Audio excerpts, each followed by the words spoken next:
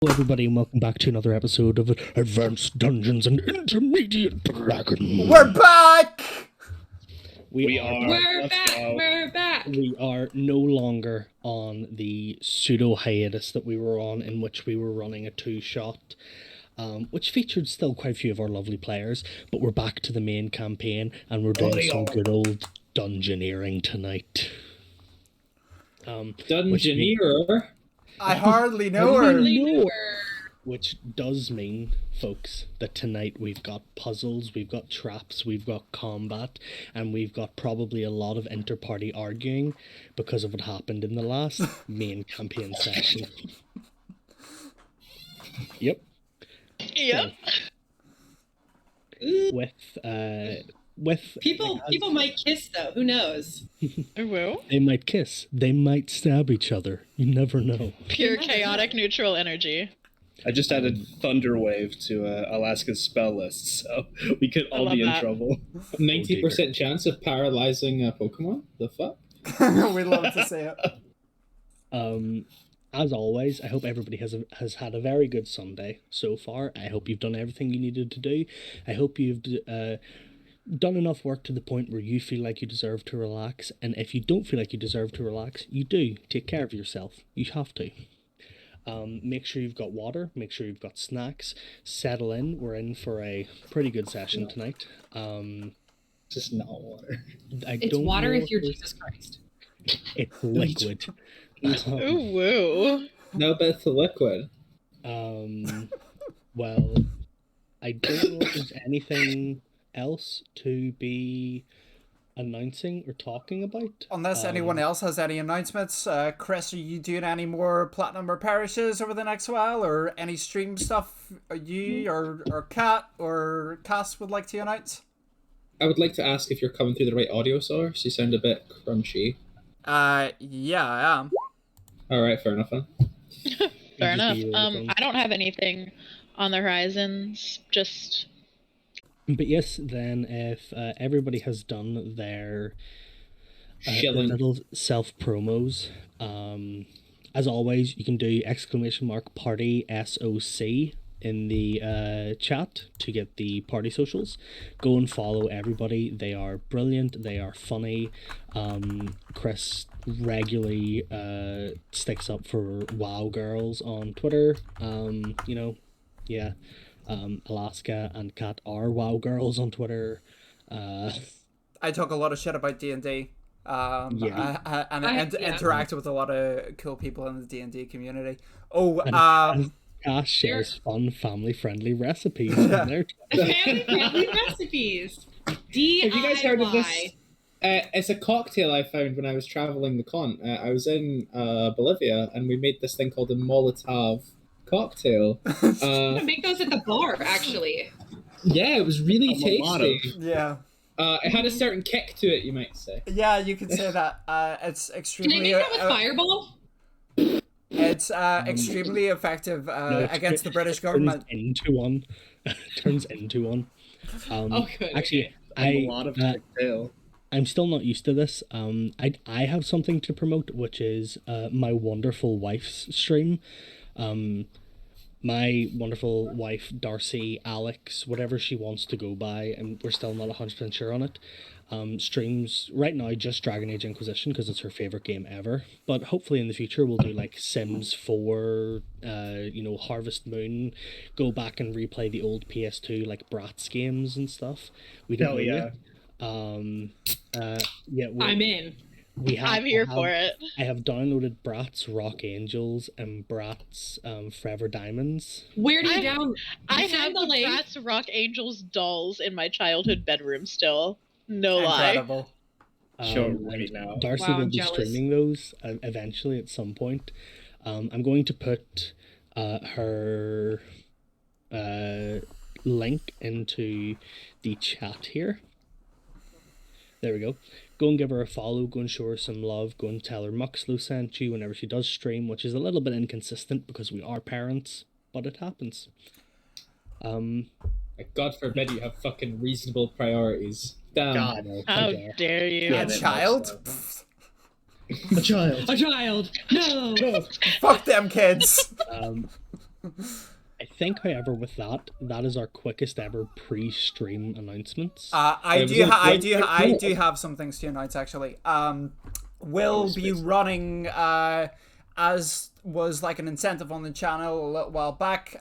Going to be running it's at least going to be a one shot. We'll see how people who are taking part in it feel afterwards. About doing Ghostfire Gaming's Fable Citadel of the Unseen Sun. We will be running that. We are going to run it on stream. It'll be on some Friday over the next number of weeks. We're still working out the date, but that is going to be a lot of fun. I'm really excited and terrified to do that because it'll be my first time DMing on stream. And then at some point we'll also be doing the second Fable that Ghostfire Gaming have brought out, which is Pirates of the Ethereal Expanse, and it's the coolest pre-written campaign that I've seen. I've been reading through it over the past week, and it's amazing.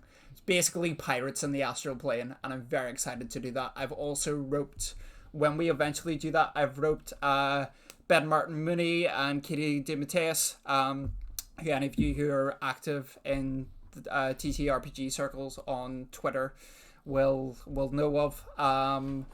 I've roped them in, and hopefully a couple of our faithful here in the Charms Academy I'll have roped in for that as well. But that's stuff that's going to be happening on this channel over the next number of weeks and months and stuff. So yeah, that is the kind of stuff that's been happening. My regular stream stuff will be back up and running next week.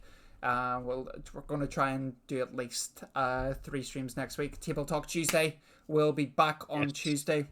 And we will be discussing everything that's been happening over the past 4 sessions, essentially, because there was the last True Arm session, along with the 2 In the Eyes of Sanctuary, the 2-shot, and along with this session as well. So we're going to do a bit of a special and wrap up all those bits there on Tuesday. And I suppose, next week as well, our dear DM Muxlow is taking a week off to go and spend some time in the sun, much deserved. And Irish people in the sun will come back, looking a bit red. But so we'll be doing another Tales from True Arms, which will be the Tourney of Truce, which will do a little bit of world building and stuff. Classic anime tournament arc. So that's going to be, I think, a lot of. I hope it's going to be a lot of fun. I've had a lot of fun preparing it because I'll be taking point on that one. But I can say more at the end. Not a problem. Comment, Simon? I'm starting a little poll here quickly before stream. That's going to ask a question about possibility of some AD and ID merch, whether people would like that. Hoodies, t-shirts, that kind of thing. Kronk merch. The denim jacket. The denim jackets, I feel like Kronk needs like a varsity jacket. Or like a wrestling shirt or something, like Kronk in the Ring. I don't know what Lilith would have. You could get like Kyler's like battle passes and stuff. Lilith themed vapes, maybe. Oh my god. I shot glasses. Wine glasses. Lilith wine glasses. I designed a Kronk shirt, described one out when I created the character. Well, there. I also designed a while back. I designed True Arms jerseys as well for the sports teams. That's so cool! Yeah, people will be wearing them on Sunday as well. That's something that's going on. So. Yes, it'll be very cool. So, yes, with that, Eli, if you want to get ready to swap into that other scene, we get ourselves into another episode of Advanced Dungeons and Intermediate Dragons.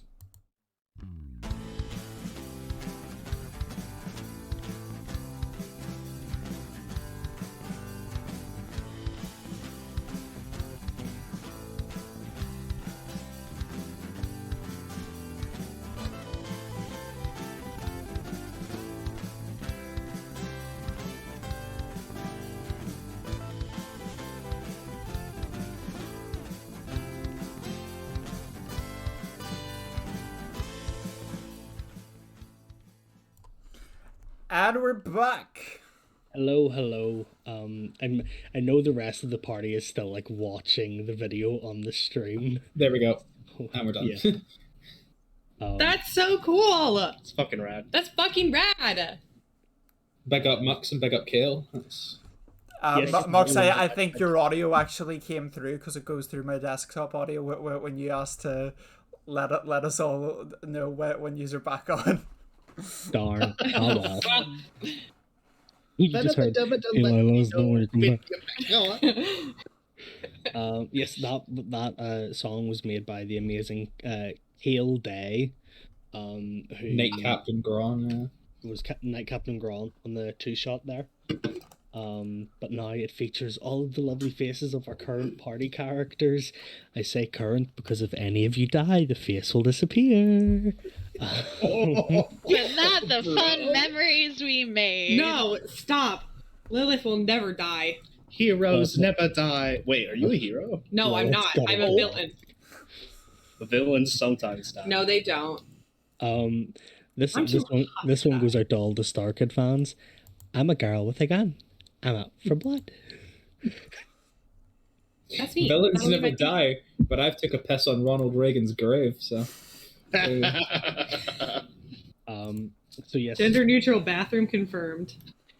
Rolling back to 3 weeks previous, the party has found themselves in the small plains village of Hell's Prairie, a town of which they have been sent to retrieve a specific artifact that has the power to fuse and unify two beings, which the party had encountered previously as they found a form, like kind of a subspecies of mimic that had the ability to replicate and infect luggage and other kind of small containers.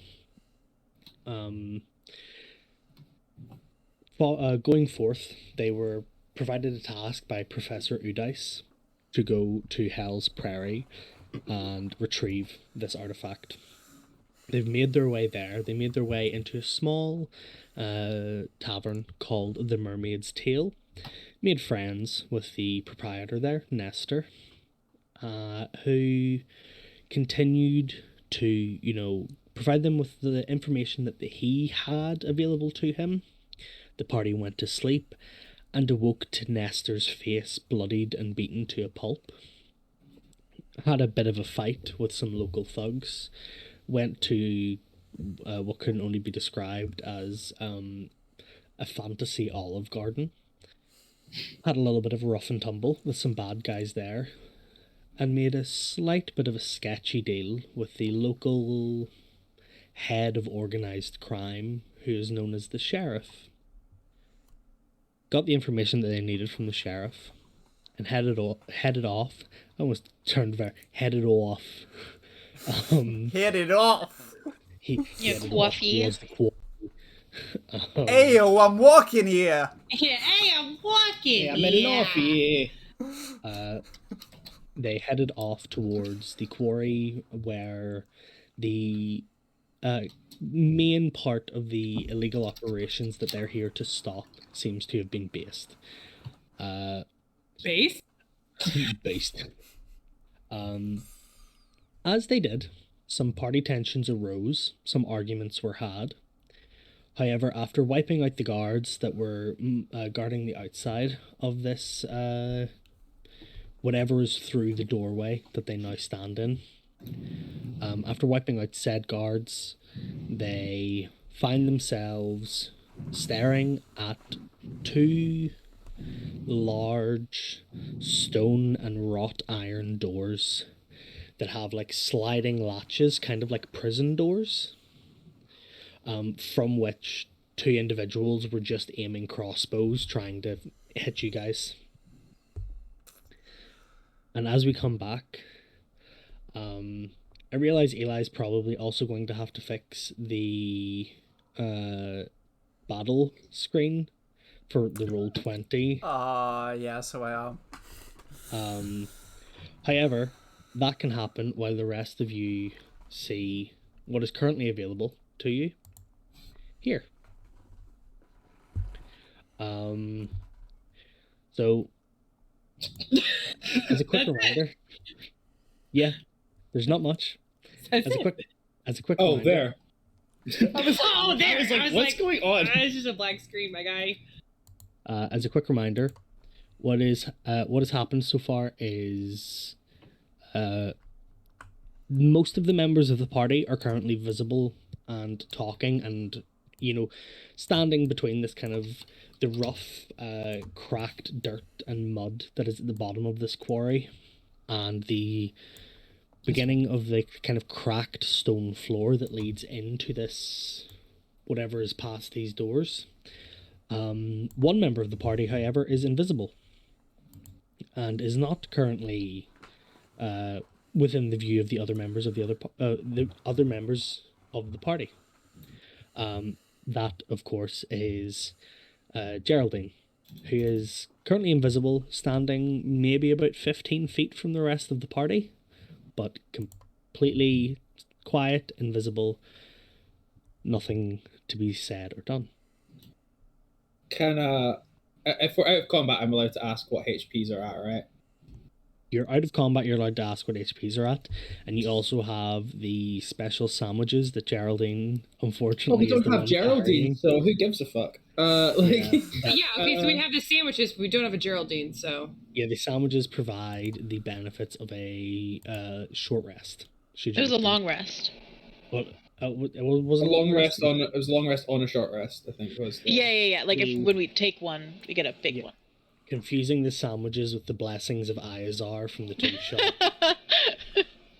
It's mad that some sandwiches made by a dwarf in a fantasy Olive Garden have more benefit than the blessings of an elder god. And I think that just makes sense. He was a dwarf though. Like, did you hear that guy? Eli, the viewable part of the map is on the bottom right corner. If you want to.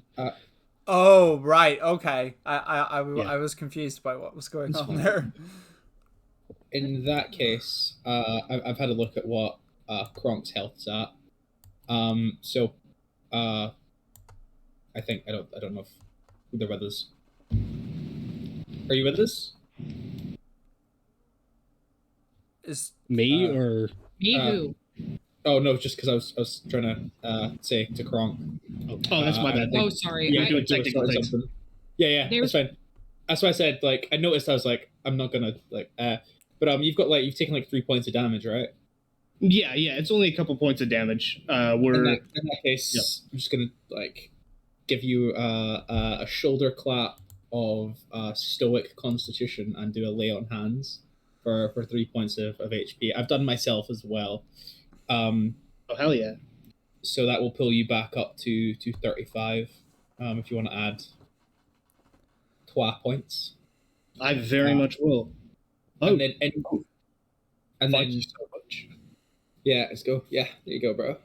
And then just like in the hallway, Kyle will be like, "Is GB not with you too?" No, she disappeared. Oh, okay. Then Disappeared. As in vanished. I looked at the car and she was gone. You Batmaned it. Did I was so distracted by ramming people with my car. Yeah. I just didn't realize where she was. She's just not here. I saw the danger and made a priority choice. It's all right. And you didn't prioritize the person in the party that can heal us, maybe, or no? I prioritized the fact that you were all being attacked. You were shit up a creek. You guys ran directly into battle, but yeah, it's fine. We're here. I just want to make sure.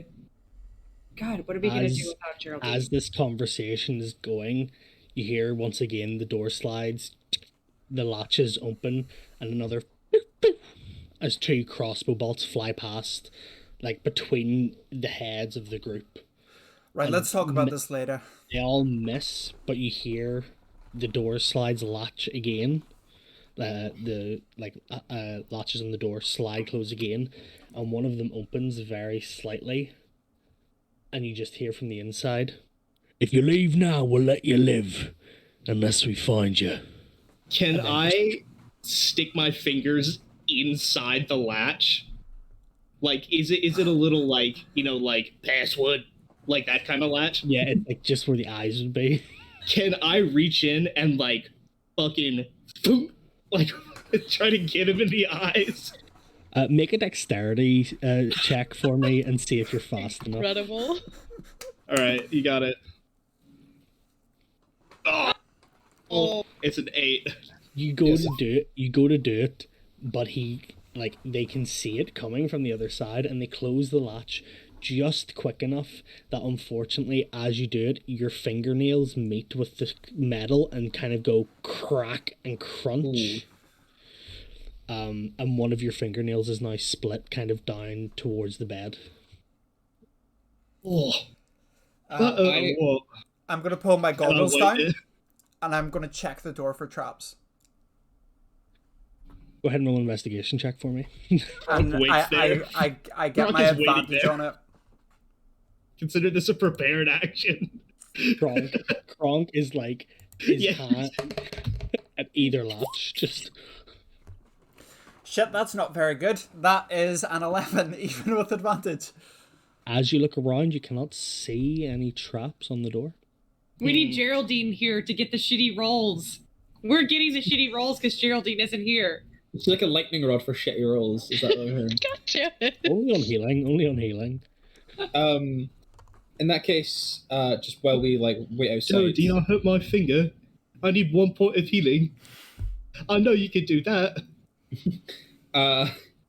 Kao's gonna be like, I have two smites, one uber smite left. So for the meantime, if we run into trouble in there, I'm gonna focus on keeping the damage down, while you guys keep out of the way. And then go ahead.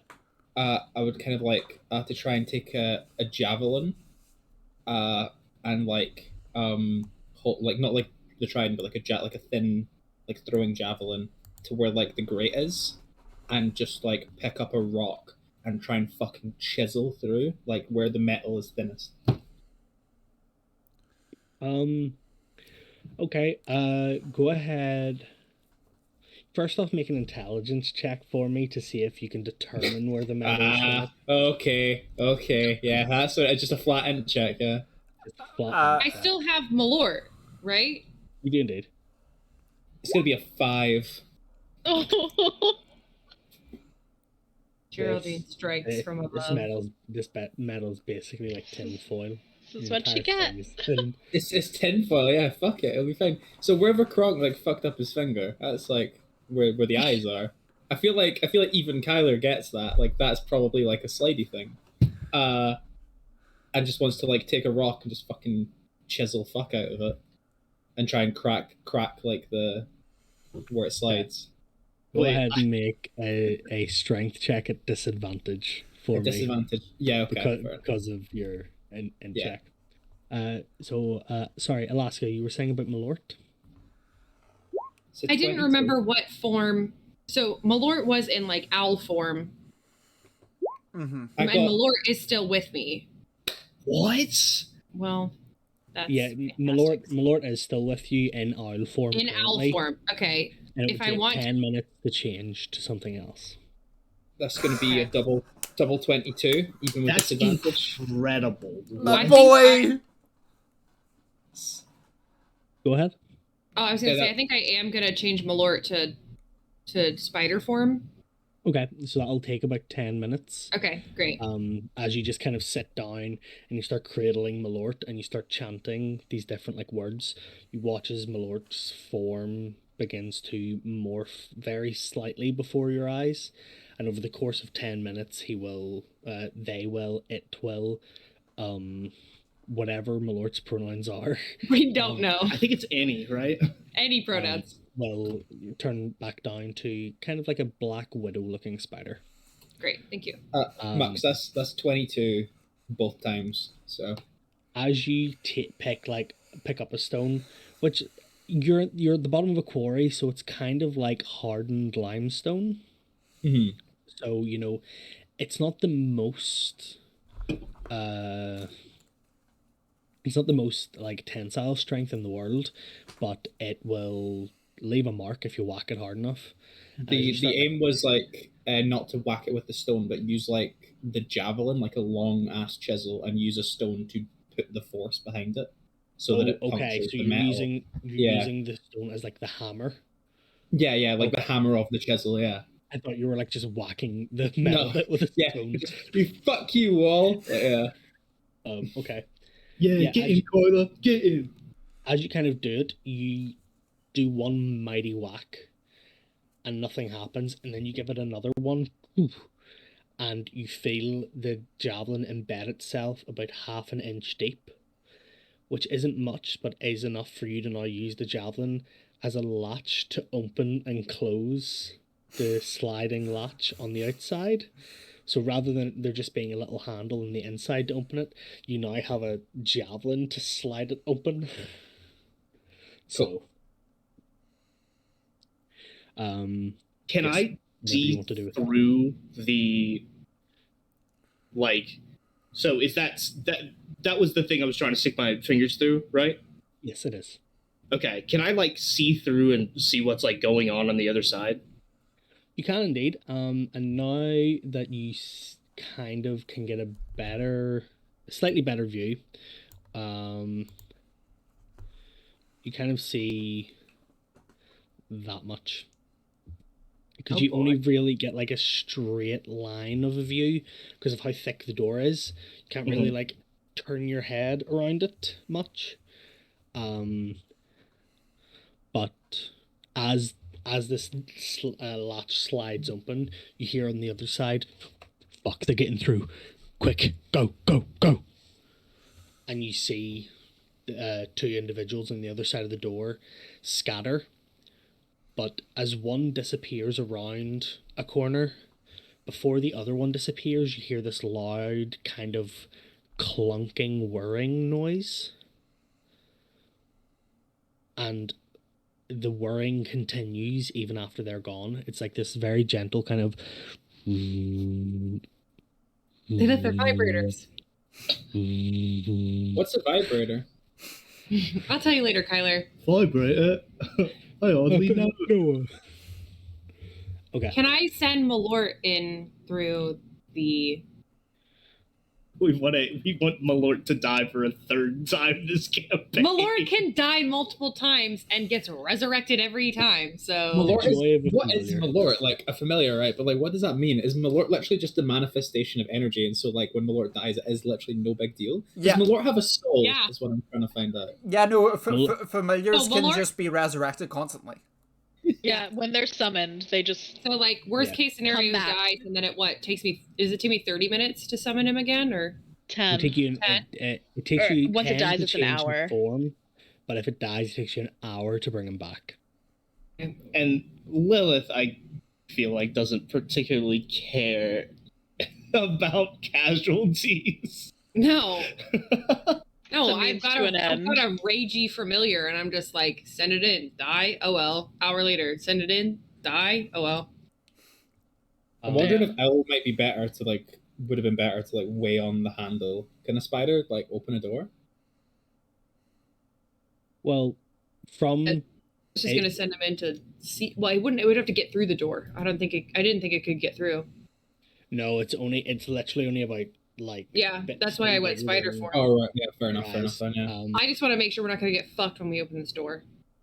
After the 10 minutes of form change, there is... you send Malort through the latch, and the room that Malort immediately sees is this room. And as you share your vision with Malort, the rest of your senses going numb as you only pick up on Malort's hearing, Malort's sight. You can still communicate, but all of your senses are now Malort's. you see this ever slightly rotating mounted ballista on a wall.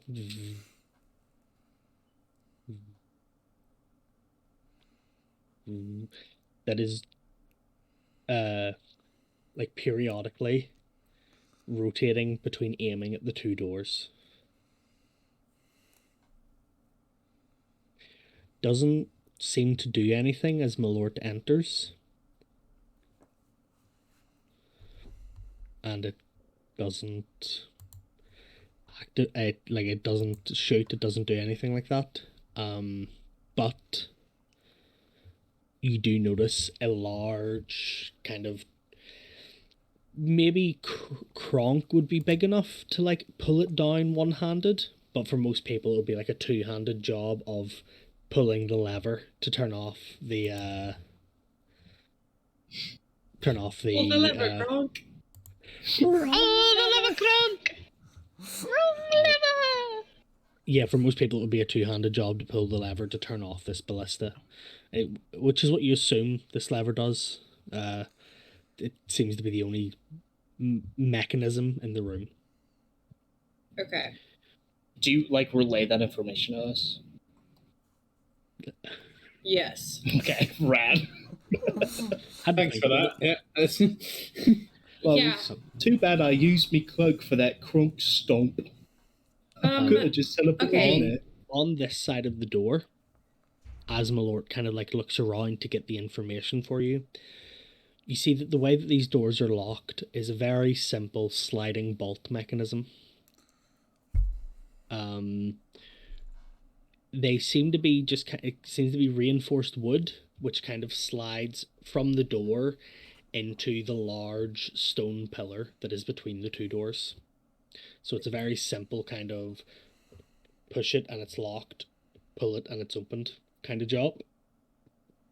So is there any mining equipment in the area, like heavy, like drill machinery, or dynamite for that matter? On the outside? Yeah, like in the quarry where we have fought and bled. There's you've kind of already searched most of it. The only place you haven't searched are there's 4 large crates that are behind you, that you guys didn't really pay much attention to coming in. You saw that they were taking something out of it and taking it into like this entrance, but you didn't see what was in it. But if you want to go and have a look, you can have a look and see what's in those. Could Kyle take? Oh, do you want to go, Chris? Oh, I was gonna say while that's happening, I want Kronk to just kind of open his kind of backpack and just try to start like seeing if things fit through the hole, like see if the hammer fits through the hole, not dropping it, but seeing if like a hammer would fit in, a crowbar would fit in. The crowbar would fit in, the hammerhead would be too big.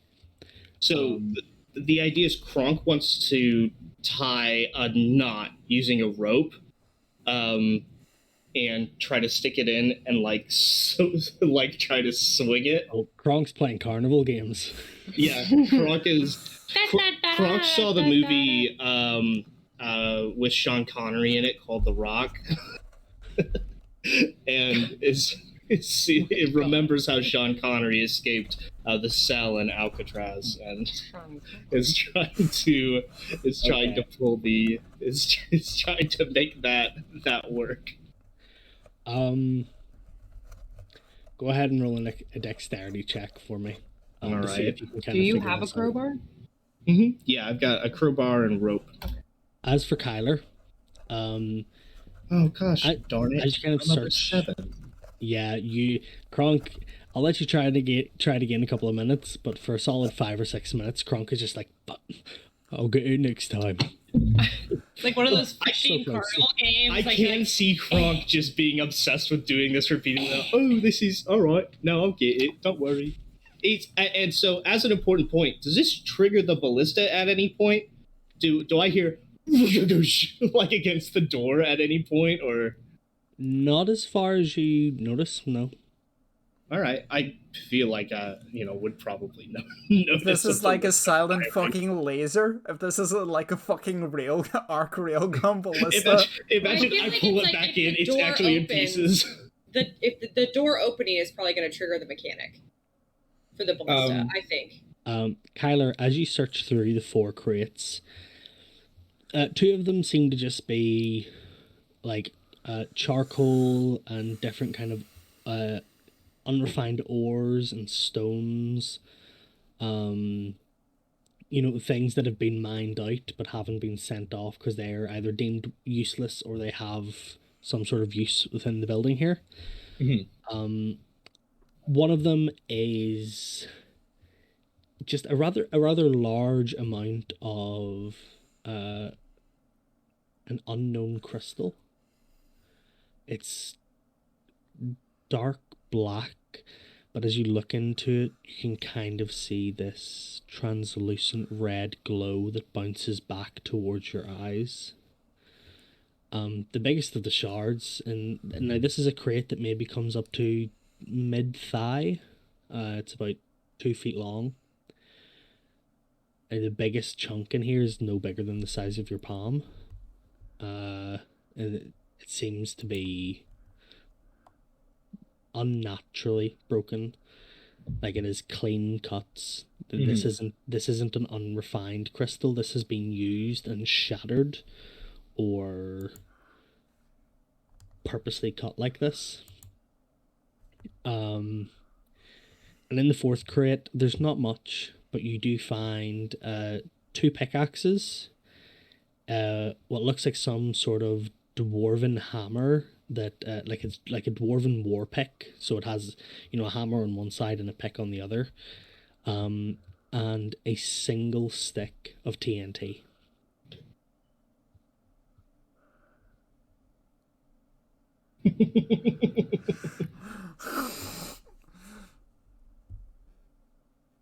Oh, I just had the image of Kyle just going like, "Here, catch," and people go, "What the fuck are you doing?"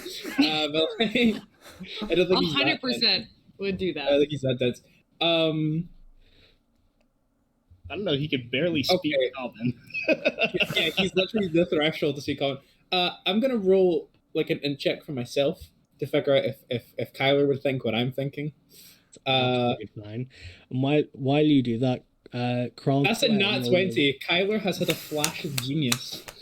This is an idiot savant moment. Oh my god, we love to see it. Whoa, has blessed you. What would he dex check for? No, Kronk. Oh, right. Oh, what I wanted to ask is, before I do this, do I hear the sound of gems being rustled? Because that would distract me if I heard gems or anything like that. 50 or 60 feet behind you, so you wouldn't. Okay. You wouldn't then I'm carnivaling. How big is the stick of TNT like relative to the opening that we've made? Yeah, it would fit in. Holding. Okay, I've got like a 500 ml bottle here. Okay, so. Okay. Just want to flex the size of your hands again. I was actually thinking this is a hand flex, but I'll let it happen. No. It's just so you kind of guys roughly know. Stick of TNT is maybe slightly thinner and slightly longer than this. Got it. Could you use something else as like an example? Honestly, though, like, could you use the size of my neck, perhaps? Yeah. Yeah, like. Do you think you could crush that in your hands? Yeah. For science, of course. For science. I have to go. Let's get out. That's a BRB. I don't know if you guys know how big Yu-Gi-Oh decks are, or like Yu-Gi-Oh cards. Yeah, here's one relative to my hand. Here you go. I can't quite get the same. Wait, can I? No, I can't get the same grip. So Mux definitely does have the larger, meatier hands. Anyway, so respectfully. Anyway, we're playing Dungeons and Dragons. I'm sorry, anyway, I forgot where we were. Anyway, does a 12 win the carnival game? Or 12? We don't. No. We don't. Oh, go ahead. I was gonna say we don't need carnival games where we're going, Chris. We don't need carnival games where we're going. The TNT is big enough to fit through this hole, but you would need to put it in like.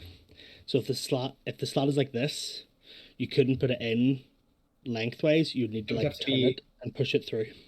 Yeah. Okay. So this is what Kyler's thinking. Kyler picks up the stick of dynamite and looks at it and goes, "Dynamite. I've heard tell of this from one of the Landwalker bards known as Tau Cruz. Who said something very potent, and that it creates an effect that could best be described as an explosion in the club. So, listen. I throw my hands up in the air sometimes. I throw my hands up in the air sometimes, saying, "Heyo, baby, let's Galileo. go."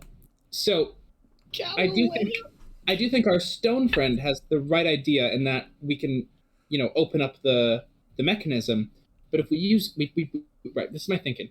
I'm 60 feet away from you all. This is a monologue that he is having with himself.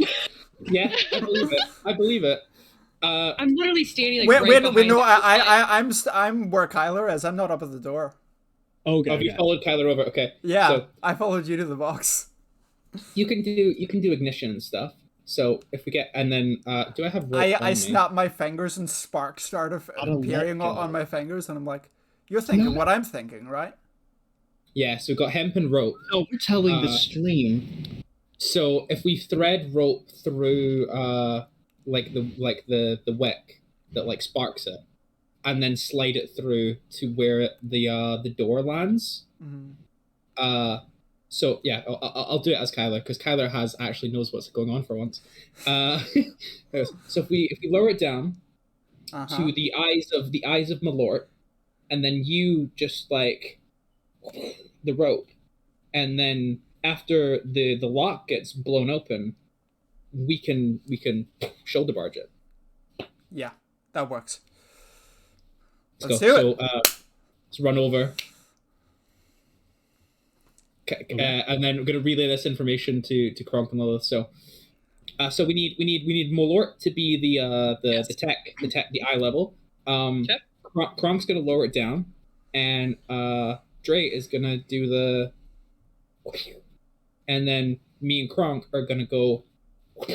So what we do, we'll come back behind the alcove, and when the explosion goes, we will work on getting the door open when it's not locked. Cool. Sounds like a plan. Don't get stabbed by the thing. Wouldn't dream of it.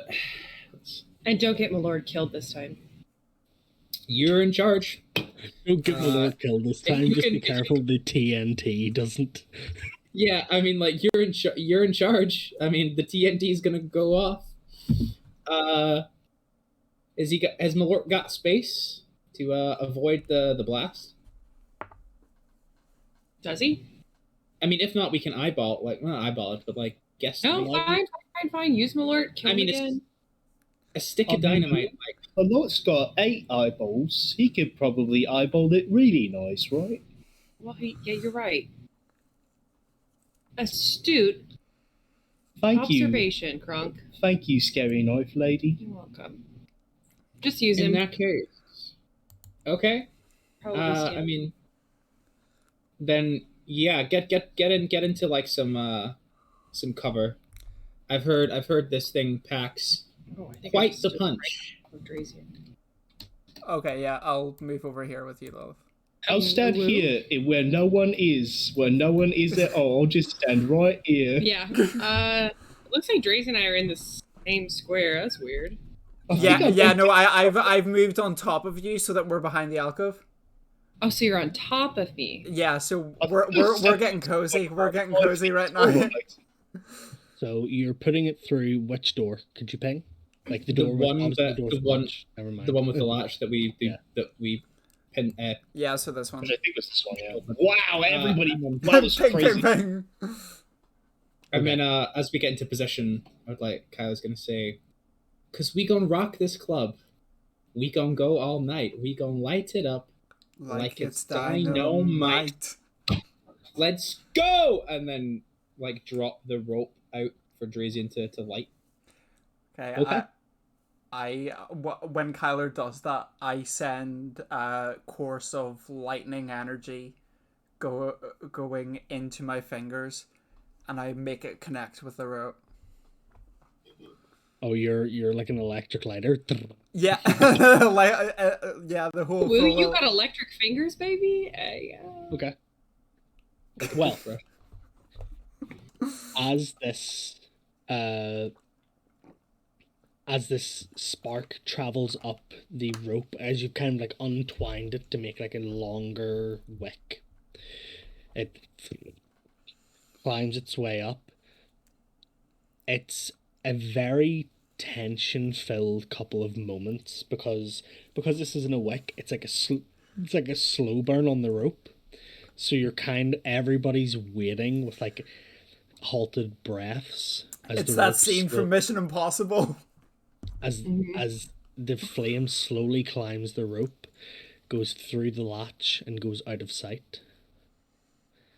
There's 2 seconds of silence, 3 seconds of silence, 4 seconds of silence, 5 seconds of... Can I pull Malort back in that moment? Like, or to die?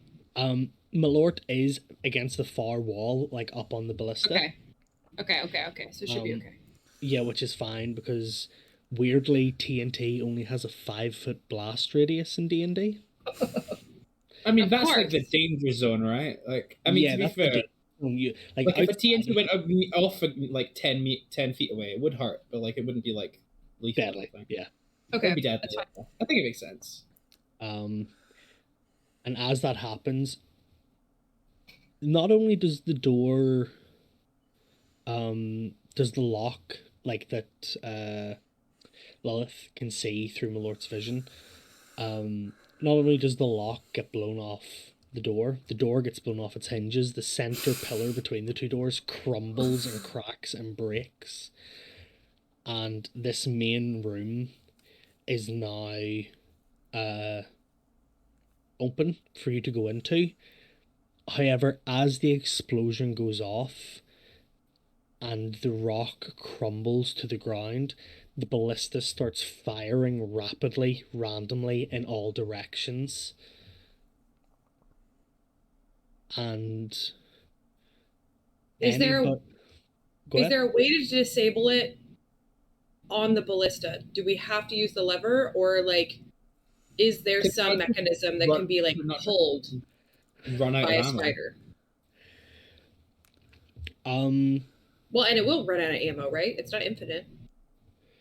You do notice that it has kind of like there's like a kind of hole in the wall behind it where whenever it fires off, a new bolt slides into place and it relocks itself. It seems to be like a sentry turret of some kind. You could possibly wait out the supply of bolts, or you could try and... I'm gonna make this door here. Check. I should say this door here is still up. So if you're behind this door, it is still safe. I will draw roughly... I feel like Kronk probably realizes his purpose, right? Like, pull the lever, right? Like... Yeah, but you're probably going to take 2 or 3 bolts on your way to the lever. So how many key points do you have? This is kind of... From the red line is kind of like... Safe zone? Not necessarily. Yeah, that's the bottom beneath the red line is the safe zone currently, basically. Are Dre and I safe up at the top behind the wall? You're safe because you're behind the alcove. Okay. But there's maybe the second we step out, yeah. Every 3 seconds or so, there's just a. So okay. we would have time to run across to the other side, though, yeah. You'd need to time it, but yeah. Yeah. Okay. Question, Mux, is Blade Ward? I can only cast that myself. I can't cast that on someone else. I'm pretty sure you're going to cast it on yourself. Yeah. Okay, shit. Because I was going to cast that on Kronk and give him resistance to piercing damage. Yeah, until the end of your turn, you have resistance against bludgeoning, piercing, and slashing. I thought you had a shield or something you picked up from. Oh, that was not this campaign. Yeah. I'm confused. No, I think I am kind of I'm gonna rush the I'm gonna rush the lever, I think, because I have the movement speed to do it. And I've got things that negate it. I was gonna say, could we do like in Divinity, like you can enter turn order? Can we do that? You can enter turn order if you would like to, yeah. To like, because how this thing's firing every 3 seconds, right? So like, we could realistically react to every 2 bolts. Right. I was gonna say, is there enough time between the bolts for someone to run in and like slide, like behind or underneath a reaction? Because like I could intercept and cover. You could definitely try. Or we could crawl. I mean, it's firing at what, like normal, like mid-level. Like, can't you just crawl anywhere between waist and like neck level? It's kind of firing. Seems to be. You're not quite sure like what has made it fire. Well, someone just like crawl in. I mean, I have like a missile deflection reaction, and I have 40 feet of movement speed. Yeah. I think I'll probably be good to. Okay, yeah. Okay, yeah. We'll send Kronk in then. Okay, Kronk. I'd spare the dying if it goes test up. So. Yeah. Go ahead and roll a dexterity check for me. Okay. Should this be like acrobatics, athletics? What should we? Let's make this athletics. Okay.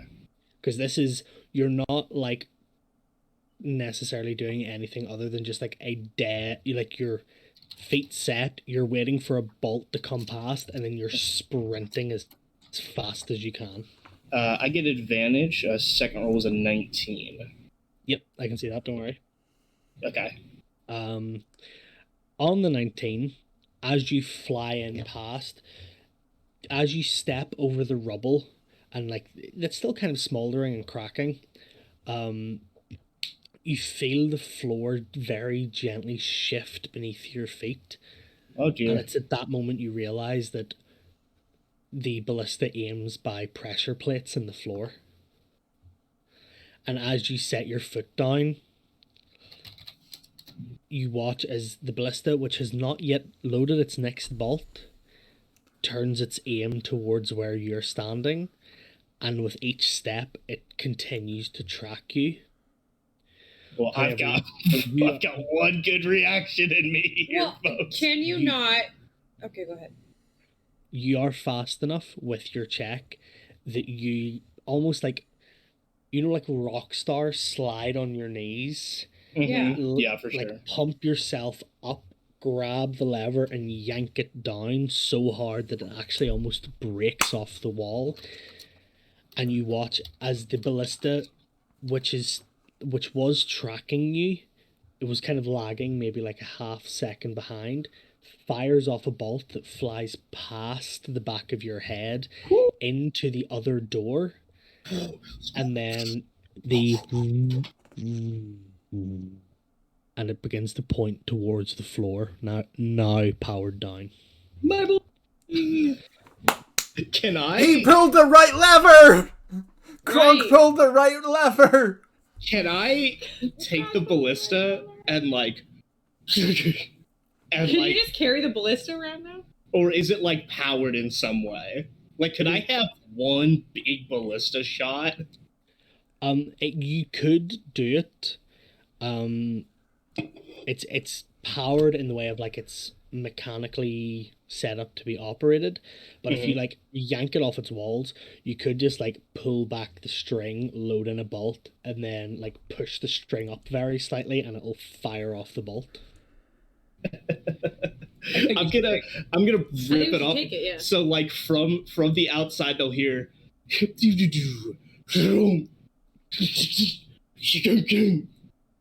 guys, we're all good in here. I have a ballista now. Everyone's fine. We're fine. How are you? You can come in. Yes. This ballista is feasibly too big for you to carry around on a normal day. However, I will let you have it for the majority of this dungeon.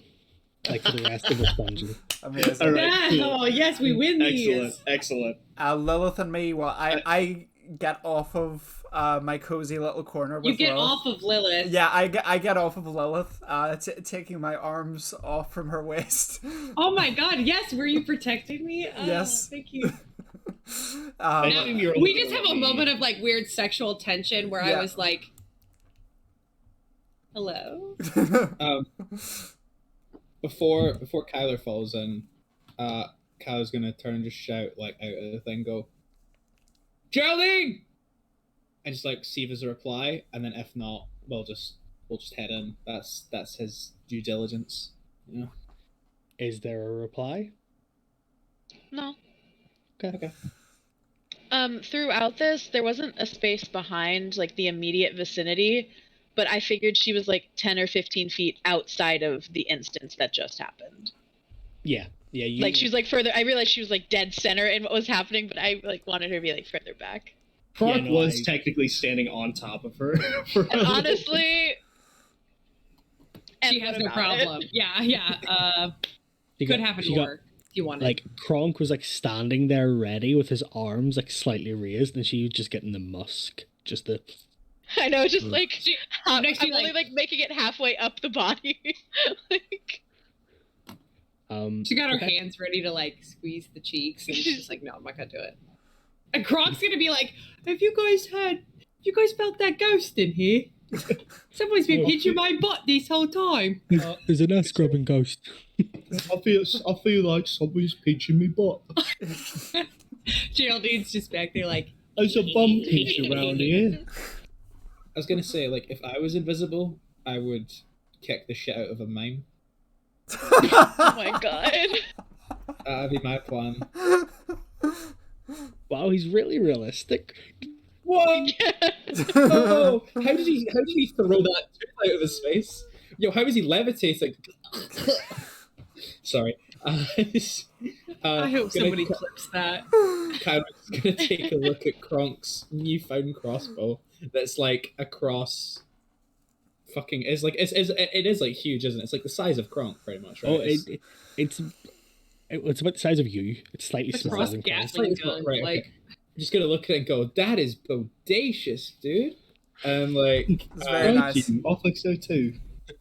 And like make the way across to like here, kind of checking on the way, like just like tinking off the wall and like looking for like any like tripwires or things by like waving and tapping with the trident. While this is going on, I've still got the goggles on, and I'm like, every chance I can, I'm going to make an investigation check to see if there's any traps directly in front of us. Yeah. From what you can tell, there's none in front of you. Cool.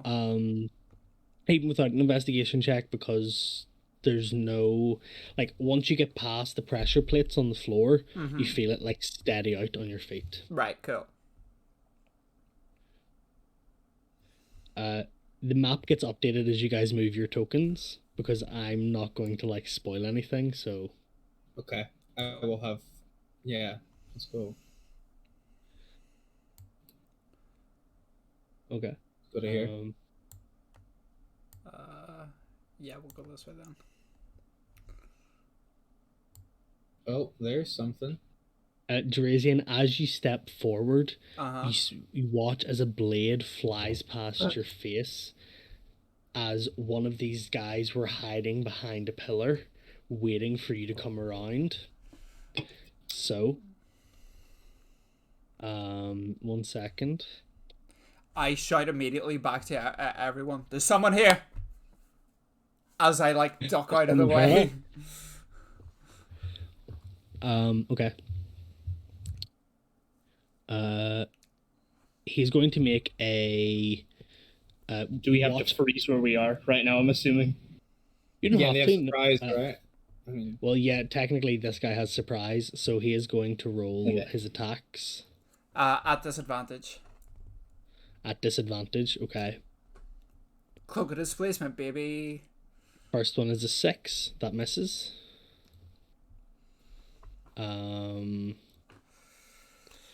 Next one is a 13, which misses. Mm-hmm. Next one is a 6, which misses.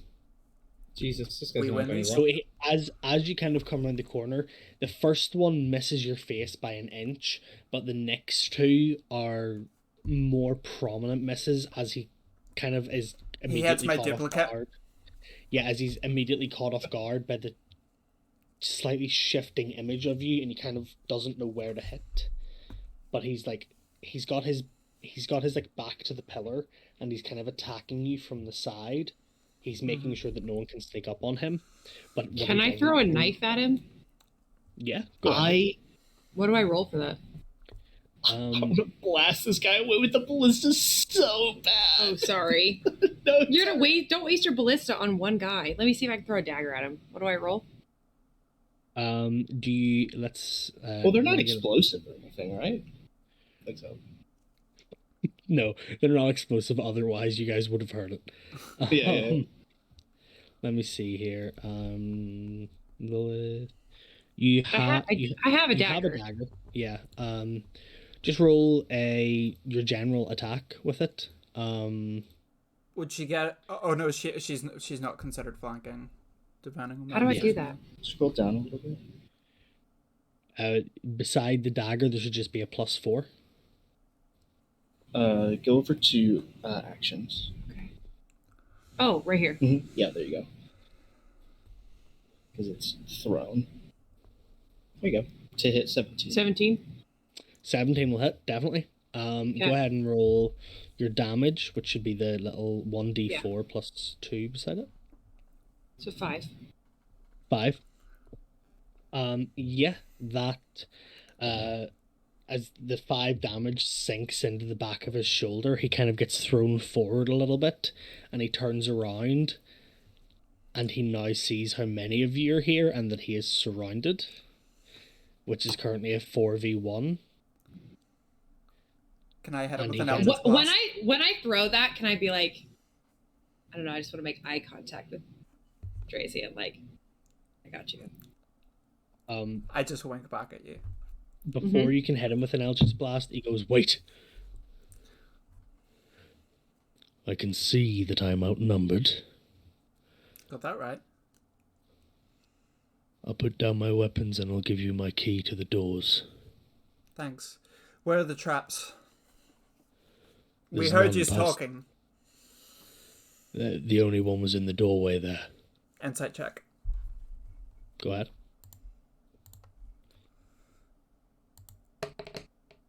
That is going to be a 17. You can tell that he's most probably telling the truth. Okay, so we don't need to keep checking for traps then. Cool. No. Are we sure he's telling the truth? Can I threaten him in any way? I mean, I'm He's pretty ballista. threatened. Isn't he?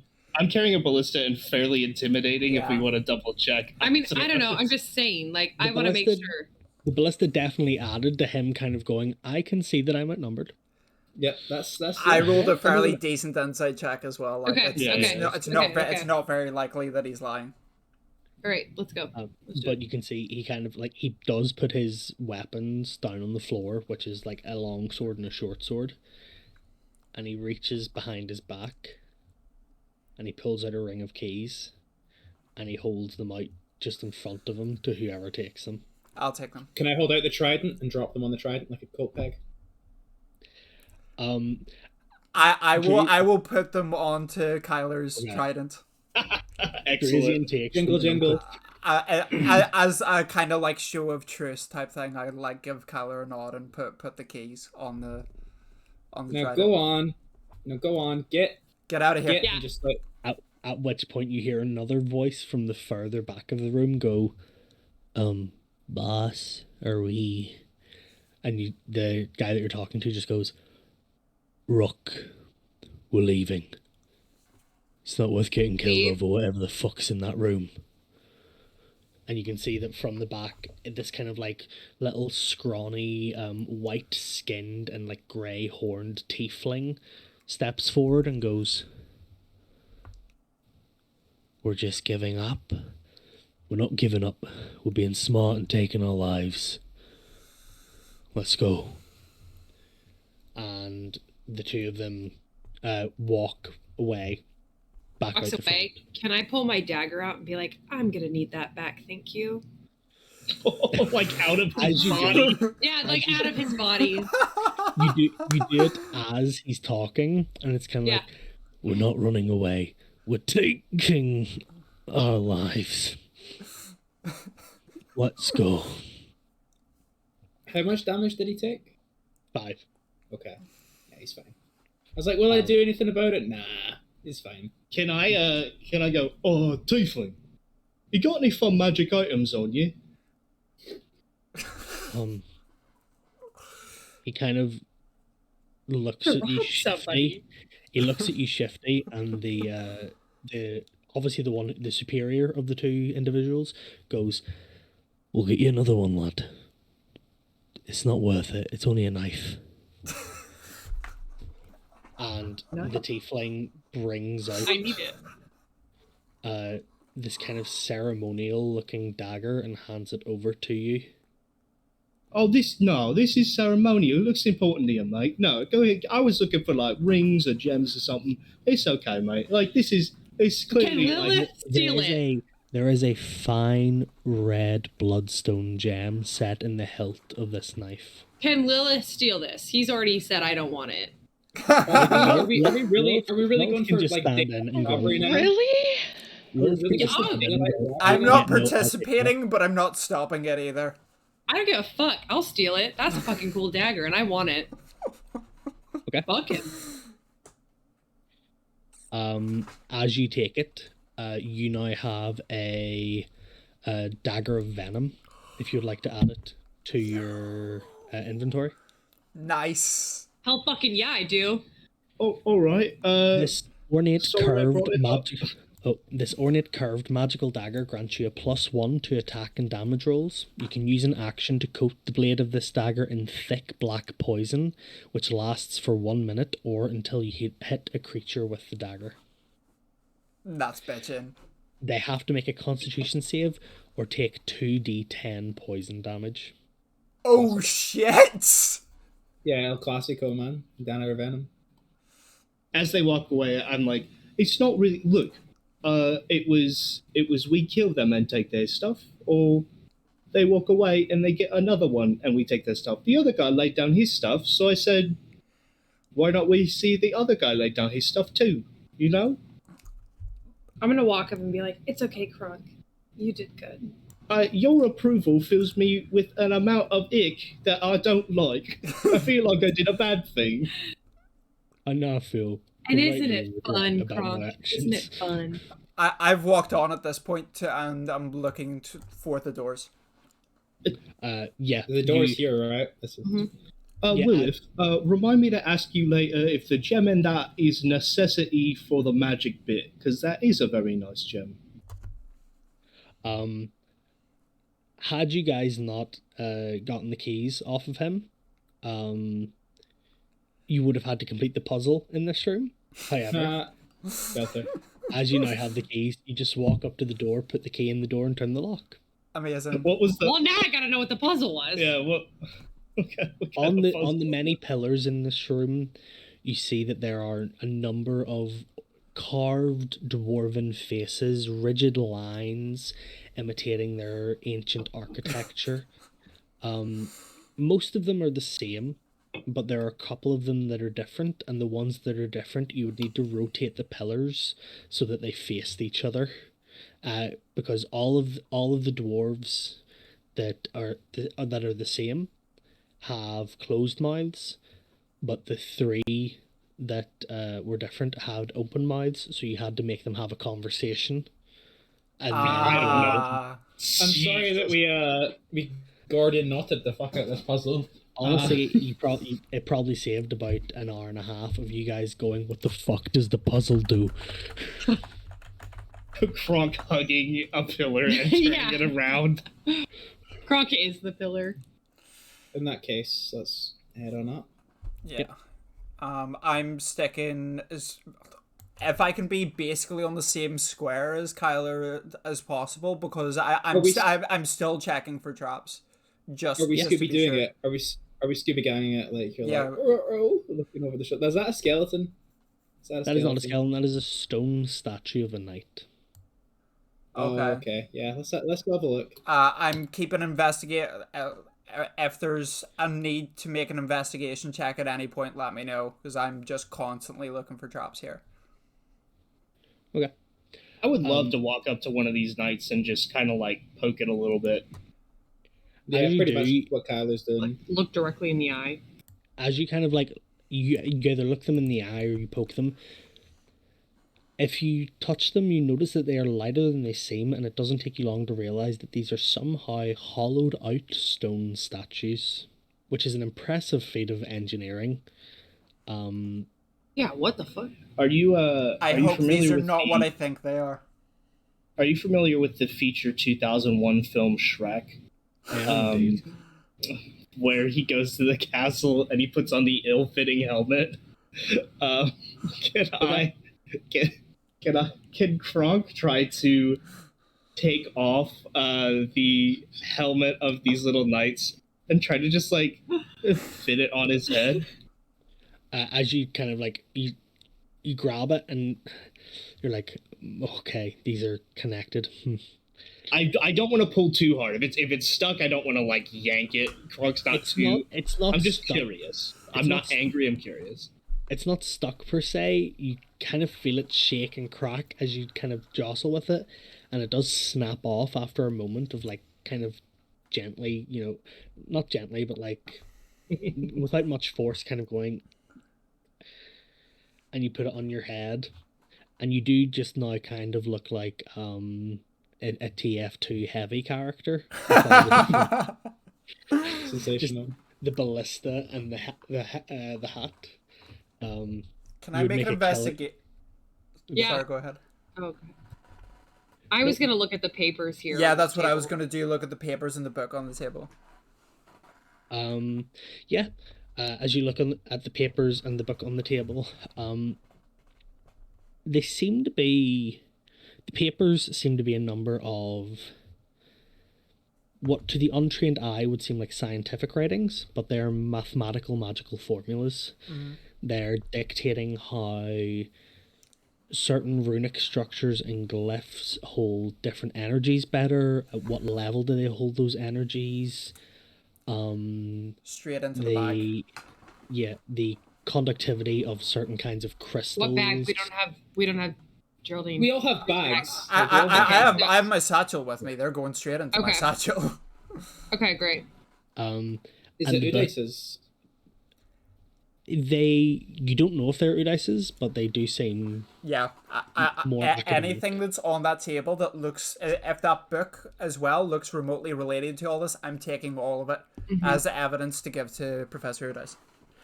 No, the book seems to be some sort of very trashily written young adult kind of, coming of age novel. Steal it, take it. Do you know what? I'm going to take it anyway, because I know at least one person will like that. Yeah, give it to GB later, and hopefully she forgives you. Okay, I was going to say, Lilith had first dibs on it because she said it first, so Lilith just kind of closes it over. Smackatar by Sarah G. Moss. Sarah G. Moss. Smackatar. God, I wish. As you close it over, you see the title, The Elf Inside Myself. A self-elf book. Yeah, it's a self-elf book. Elf book. I'm trying to have an elf inside. No, anyway. It is. It's a half elf you're trying to have inside you. Yeah, that's right. Where is she? It's talking about growing up. Sometimes you feel out of place, and there's like a little bit of a kind of underlying romance plot from what you can see, and it's what I call airport literature, which is you find it at the bookstore in an airport. Literally what GB did episode 0, so someone save that for her. We'll bribe her to come back. Lilith is concerned that we don't know where Geraldine is, by the way. She's very concerned, but she's also like, I'm sure she fucking is. We have fucking work to do. Like, I can't. Yeah, that's what she's stressing out here. Is this a door, Mux? That is a door, yes. Okay. Kaz's gonna go. First of all, there is also up at the top where Kronk is another door. So there's 2 different ways you could go here. Well, start this way. And just, pop the door open. Keep it keep a gentle awareness, like still Mm-hmm. Tinking. Yeah, I'm still beside you, investigating as well to make sure that you don't get hit by you guys traps are going. So which room is being approached here? The room left-hand side. Left-hand side. Okay. As you open it, you do open the room to. You open the door to what looks like a kind of almost large recreational area. Hello? There's actually two individuals inside, both of whom are not armed, nor look like they are martial in any sense of the word. They're both rather meek, timid-looking, weakly built. They look more like scholars than guards. And as you kind of enter the room, they push their chairs back and they stand up, dropping the cards of the game they were playing, and they look and they go. The sheriff sent us. We're here to see the boss. Roll a deception check for me. Would that not be persuasion? Because that's technically what happened. You're not here to see the boss. Although, are you? You're here to kill the boss. You're not here to see him. I would say that's a lie. God, my deception is so high. That's a 16. Okay. Well. Okay, let me just do this.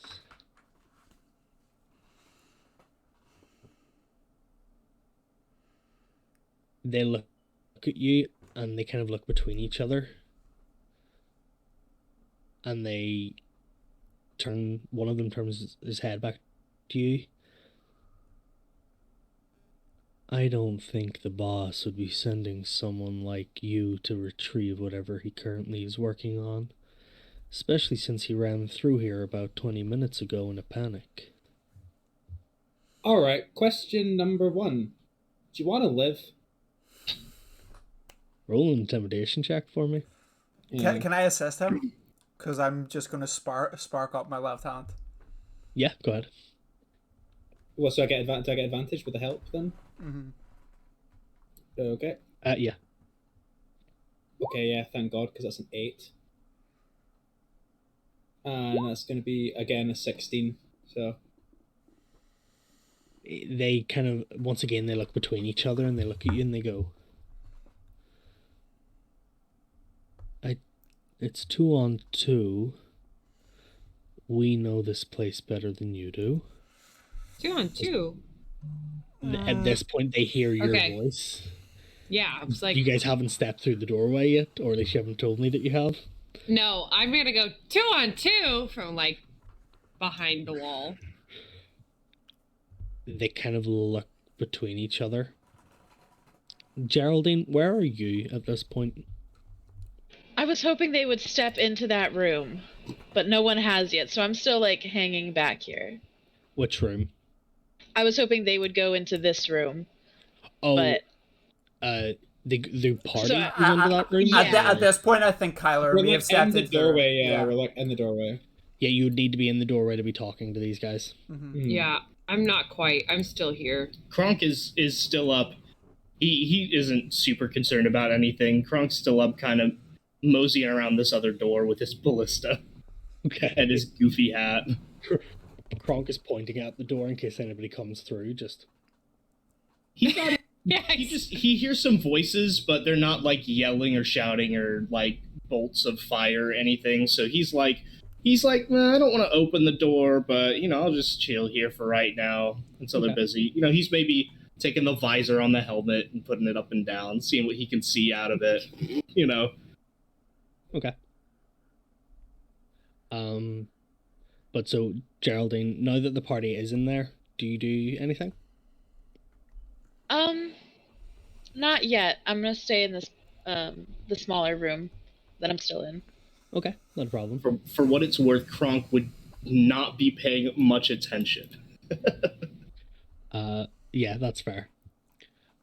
As these two kind of scholars look between each other, one of them looks a bit unnerved, but the other smirks and goes, I don't think you understand who you're talking to. We may look... Probably not. Like... I'm glad to see your brains match your appearance.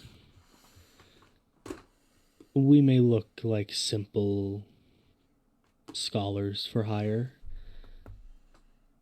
Tell me, have you ever heard of the Boulevard family?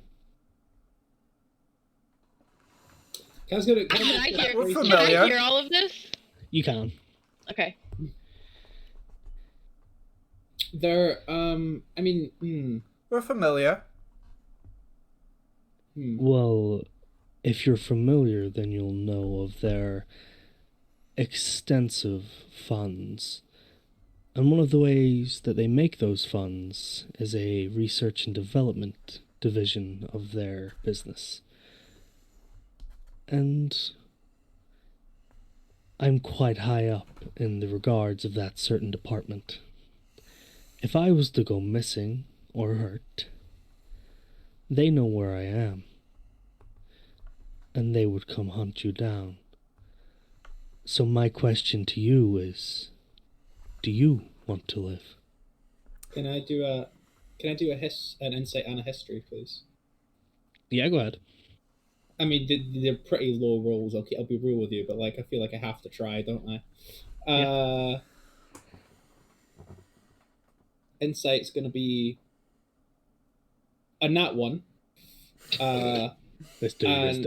Tyler don't know shit. Yeah. He's talking we can fucking take him, Dre. And then history is gonna be a 7. So I'm firing off an Eldritch Blast at the smart mouth guy. Yeah, fuck it. Let's toll the dead. Yeah, I would like to run in with a dagger ready to throw. Okay. At the drop of Boulevard or what did they just say? Boulevard. Boulevard. Yeah, I'm running in like the fuck, like daggers ready to like. Yeah, Eldritch Blast goes off straight away. And then Eldritch Blast goes off, even with Toll the Dead. Even with a 25, and you're Toll the Dead. You watch as he just waves his hand in front of his face, and the Eldritch Blast is bounced off, and the Toll the Dead falls on deaf ears. You cast spells at somebody who works in research and development. How fucking dumb are you? Okay, in that case, and you watch as he pulls out from behind his back what looks like this multifaceted gauntlet with kind of it almost looks like a fingerless glove version of the Infinity Gauntlet. Mm-hmm. And you watch as gems on each of the fingers light up. Now, do you want magic missile, fireball, blight? And you realize there's some sort of spell stored in each of these gems as he points his hand down towards you. And it almost fashions it into like a gun shape, but almost like a trigger of the gun. And he goes, I think a blight will fall upon your families. And who has a ring that does things? Kronk. No, I think GB took it. GB didn't let Kronk have it. Oh, that's GB? Right. Yes, GB has it. Up again. I took an unidentified magic wand, but GB did not let me have the ring. The ring of spell storing. Yeah, GB still has it. Can I persuade? I don't have it listed. I have a wand of magic missiles. I don't have a ring. Doesn't someone have a ring? Do I have it? It's the ring of spell storing. It's like a spell storing, yeah. Somebody has it. Yeah, GB, you may not have it listed, but you definitely have it because you wouldn't let Kronk have it. Yeah. It's with an unidentified spell on it that we were going to identify later. Wait, this person with... Is there anything that Geraldine has given me as her, like, bestie? Any, like, family information that I can pull out from our late night girl talks to be like, do you know who the fuck you're talking to? Geraldine doesn't talk much about her family, unfortunately. Can I lie then? God, I have persuasion. Can I try, yeah. Wait, so I have a ring of spell storing that just has one level question mark spell in it? Level 5. Level 5, okay. But I don't know the spell. You do not know the spell. Okay, I'm just going to add that in real quick. My bad, guys. That's okay. We'll never forgive you, but it's okay. That's honestly understandable. Can Kronk hear anything, or is he still thinking around by this door? It hasn't evolved into shouting or anything yet, so Kronk just kind of still hears talking in the other room. It's up to you, though, whether or not Kronk would kind of go in after Lilith also charges in. Right. Can I try to persuade in any way? Can I roll a persuasion? Yeah, absolutely. You can roll persuasion, you can roll deception. Persuasion, that's a 21. Okay. What are you trying to say to persuade him? That someone of the Boulevard family would be really fucking upset if I was blighted right now. He kind of chuckles and he goes, I'll humor it. Who? Name a single member of the Boulevard family, and I'll let you live. God, it pains her, but she's gonna name drop. She's gonna name drop Geraldine. You can see, like, he's not expecting it. He kind of has this smug look on his face, and then his face goes, the youngest daughter. The one and the same. We're all students in True Arms Academy. Any damage you do to us reflects poorly on Geraldine. Is that what her family would want? He kind of closes his mouth and grits his teeth.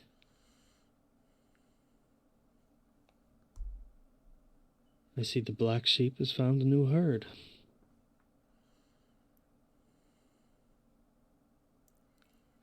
He stands up and he nods to the other one. We're leaving. And as he passes by, you see he kind of looks all of you up and down, and in an almost disgusted tone he says,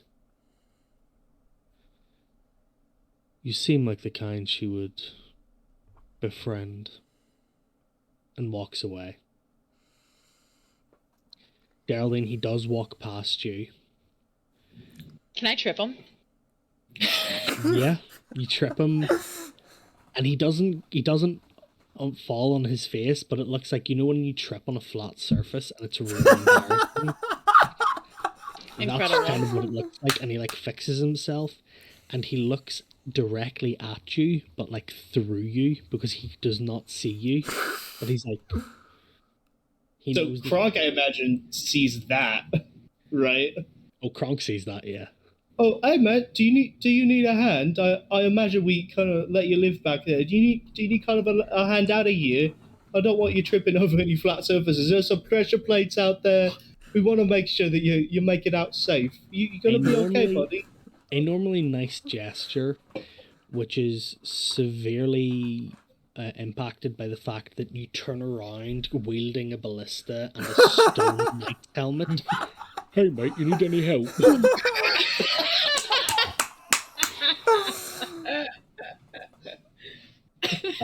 At which point the two of them just kind of like straighten up and hurry away. Alright, have a nice one.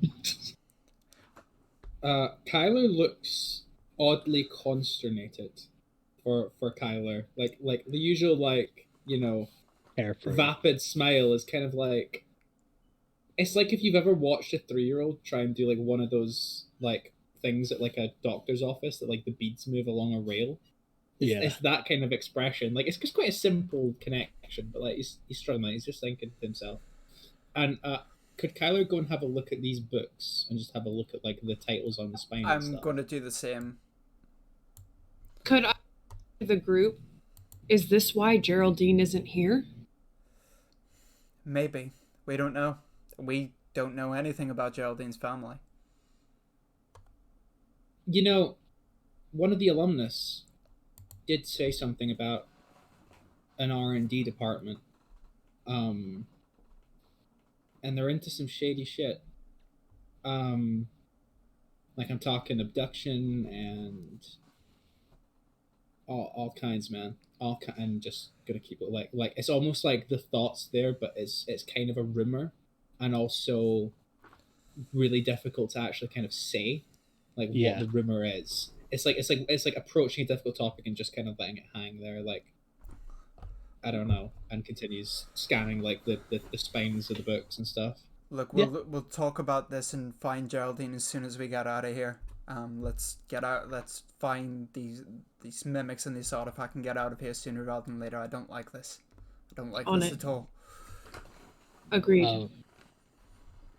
I'm not really going to make you guys do an investigation check because you're just looking at the spines of books. A number of them are untitled, but as you like pull them out and look through them, they seem to just be again magically scientific journals demonstrating different properties of certain materials, mana conductivity, what suits an arcanotech, what like how to transport incredibly volatile materials, that kind of thing. The ones that aren't, the ones that do have labels on them, some are still of that variety, but seem more like scientific magazines, you know, so it's like a collection of papers. Steal the good shit, leave the rest. Some of them are some of them are studies on magical creatures, their properties, past experiments on trying to grant humanoids magical beast-like properties without using spells like polymorph. Is there anything on dragons? There is not anything on the shelf. However, there is on the table behind you. Mm-hmm. The 3 books that are on the table. One is a sealed shut red leather book. The lock does not open no matter how much you fiddle with it and try it. There's no key. It seems to just be like a leather strap bound, but it is locked by some sort of magic spell. Okay. Let's just take the lock, give it to Udas. I'm gonna take the ones that are on the table and put them in my bag. Another one of the books on the table is bound in a leather-like material that it takes you only moments to realize is not from any beast, but is from a sentient being. It is a book bound in flesh. I want it. With a smiling face on the front of it. Oh, Lilith wants it so bad. The 3rd book, gold-plated edges on the hard cover of the book, and emblazoned on the front is a mighty copper dragon. Its arms spread, its wings spread wide against a almost pearlescent sun effect behind it. And as you read through it, it is a very in-depth study on a subsect of metallic dragons, their habitats, their behaviors, where they would live, that kind of thing. And it's very, very in-depth, so much so that would you take 72 hours across the space of a week to read it? Yeah. You would possibly gain some advantages whenever it comes to rolling for metallic dragons. Okay, I'm gonna take the books that are on the table. The one that Lil has called out for, I give it to her. The ones that are really interesting in me, that I need to find out what they're about, that one with the dragons and the one we can't open. Okay. I put them in my satchel. While they're doing that, yeah, I was gonna just whistle for Kronk there, like just and then shout like Kronk, and like see if he would come through. Oh, you've got something to do while we're doing that, yeah. What I was going to say is when I saw the dudes walk out, I was going to be like, oh, they're going to come this way pretty soon. I was actually going to nudge open this door just to see what was on the other side. Because Kronk was like, oh, they're done in there. They're going to walk this way. So I was going to open it up, which would have been before Kyler whistled. Well, we can say that you kind of nudged it open and it just finished opening as Kyler whistled for you, so you got like a dead shot of the room of like what's right ahead of you.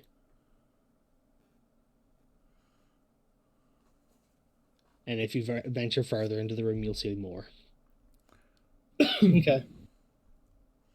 I said, hang on a second. Looks like some kind of bedroom here. I'm just gonna take a peek.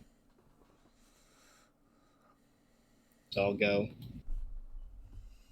As you kind of walk into this room, there are a number of beds. Is that what? What'd you say, Ben? I thought that was is that a blood stain? What is that by that bed? I guess a wrapped mat, right? It's like a mat like rolled up, I thought. Oh. I don't know which one you're talking about, but I'll ping it. Oh, it does look like a pack with a mat rolled up in it now. I thought it was like a weird torso that was bleeding. No. Okay. Sorry, Lilith thoughts, That's what I leave by my bed. I'll just give it a quick once over. It doesn't look like there's anything in it. Should I roll like perception, investigation, whatever? As you kind of count the beds, you realize this matches the number of people that were outside in the quarry. Oh, wow. Dead. It seems to have been the sleeping post for the... Oh, man, rip. Oh, the ones that Lilith and me fast and furious-ed? Yeah, the ones that we ran over. Well, is there anything good? You should check.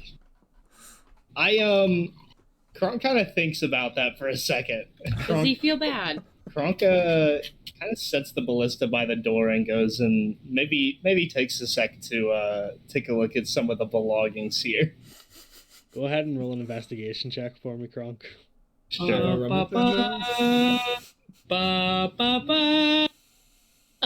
While that's happening and I'm walking around this room where we found the letters, do I see anything else related to my family?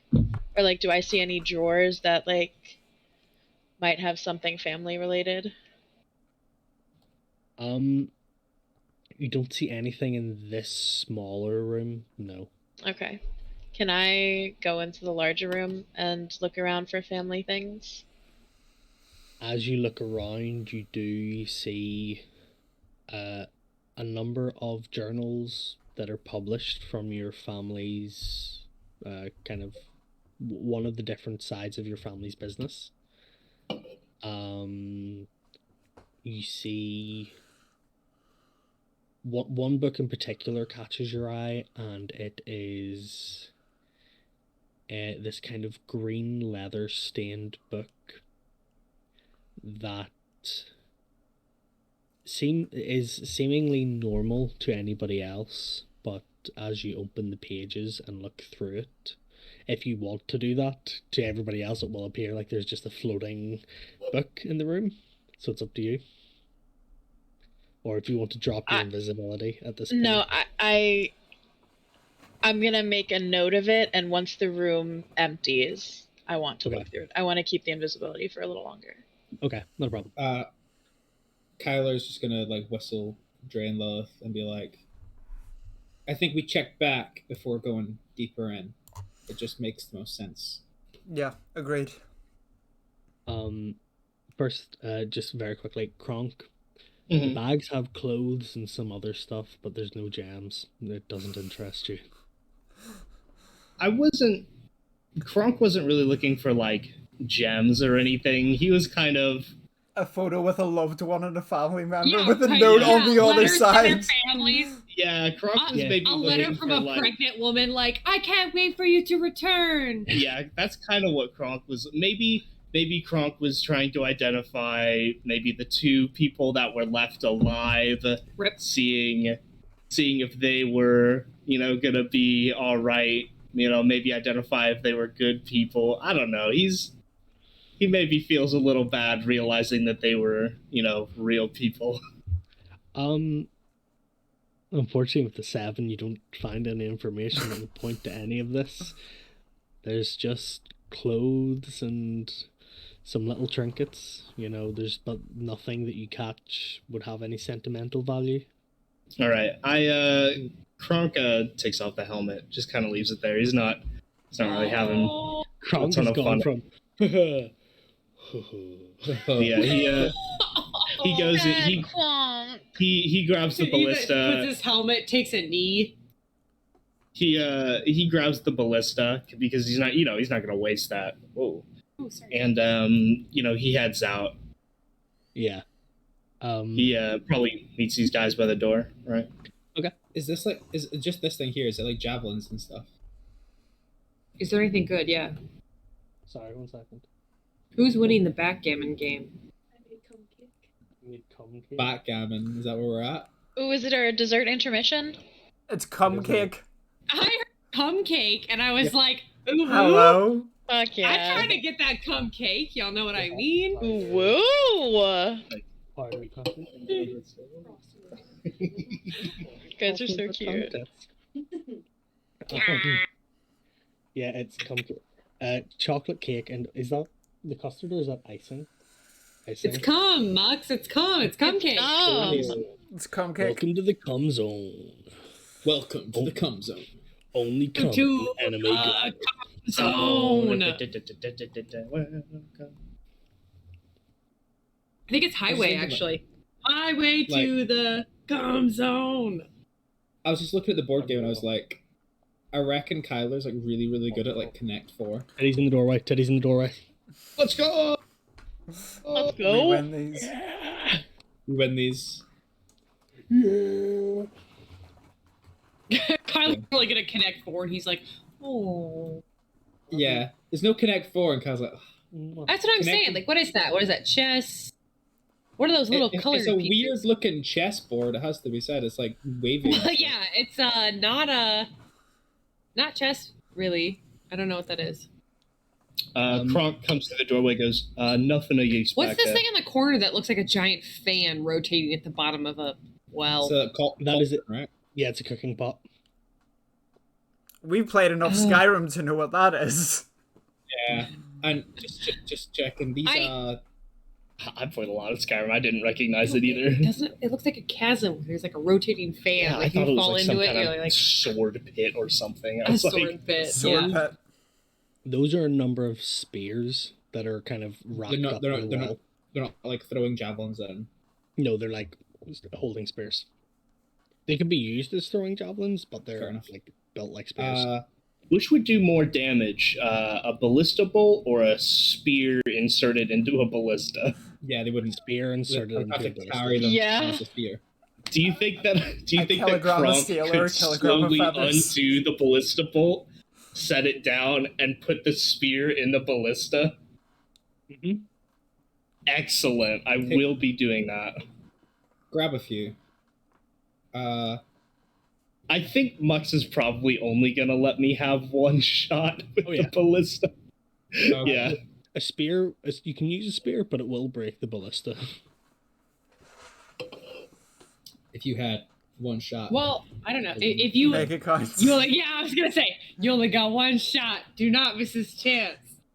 I also, This opportunity comes once in a lifetime. What is the plus to hit on a fucking ballista? That's is it an improvised weapon? Yeah, we kind of agreed to go down the way before going deeper into the gaff. So. Okay. I'm assuming you guys are going to go right into the room, yeah. Yeah. So. Yeah, I catch up. Kronk doesn't have any questions because he's kind of sad. Can Kyler like AC Unity like fucking stamp on the lock and break whatever the lock on this chest is? I'm going to ask you to do a strength check for that to see if you can get like enough of a force against it. Let's go. That's a nat 1. Fucking hell. That's 2. You stub your fucking toe. Geraldine's Sorry, not Did you know? Did you know that Viggo Mortensen breaks his toe in this He scene? broke his toe? Did you know he came out and he actually broke his toe? He actually broke his toe. When I see Kyler fucking up, can I pick him up and say, "Straighten your leg, mate," and with his foot down on the lock? Improvised weapon of Kyler. Please. Go ahead and try it again with advantage. Okay. It's still only a 7. God damn. Oh my We'll god. work on it. With advantage, so roll a game. Oh, right, okay. Try it again. I'll just take advantage. Oh, there we go. That's 23. Thank fuck. Jesus. You couldn't really get enough like leverage downwards on it yourself, but as you feel Kronk lift you up and like reverse Superman punch you towards the lock. Those steel-toed boots are coming in handy. The heel of your boot meets directly with the pivotal force point and cracks the lock open. Okay. And all the documents inside burn. No! I don't want a repeat of that. That was good fun. Quickly before we get into that, just before I forget, Geraldine, as everybody else leaves the room, as you pick up that green leather-bound stained book and you flip through, this is your father's handwriting in this book, something you would recognize anywhere. Specifically detailing about an economics report on the validity of mobilizing and utilizing beasts and beast folk for military purposes. Okay. Do I recognize any of the other handwritings as people I grew up with, people I answered to, people who took care of us? Anything like that? Like, do those beds that are in that room, do I know any of those people? Not that you're aware of. No. Okay. Okay, I'm gonna take the journal and put it in my bag. Not a problem. You can put that, if you want to put that in your other possessions on D&D Beyond as Father's Economic Report, then we'll know what that is. Thrilling. As other possessions? Is that who you said to put it in? Yeah, because it's not an item, so do you know what I mean? Okay, yeah. I know that had a lot of impact, but Father's Economic Report sounds just the worst. It sounds like a villain in Kids Next Door. Oh, shut. Oh, sorry. Daddy's OnlyFans purchases. yeah, literally. Sorry, I've got... Log off, kitten. Dad, I'm on your online banking. What's Fansly? What's Fansly, Dad? Oh my god. Kitten, leave the Discord call. Daddy's about to post an economics report. There's another clip. What's in the box, Max? Kitten, leave the Discord call. I'm about to explain Rothbardian politics. Oh, incredible. I've got some Excel tips I'm about Oh to my show. god. In the box, okay. in the chest is one half of the chest is books stacked high. Unlabeled, nothing on the cover. They seem to be just a heavy pile of personal journals. As you kind of like flick through, they explain like towards the very top, one of them is like day 1518, another experiment failed. We tried 2 of the same family this time. It didn't work out. And that's it.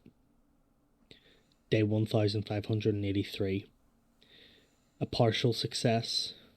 There seems to be something to do with making sure that species from different categorizations are interacted with. And as you kind of flick back, you get to about day 800. Day 812.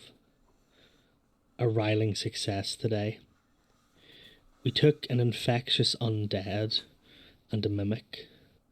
We have now created a subclass of mimic that is able to pass on its mimicry abilities to other inanimate objects. Further notes to be taken.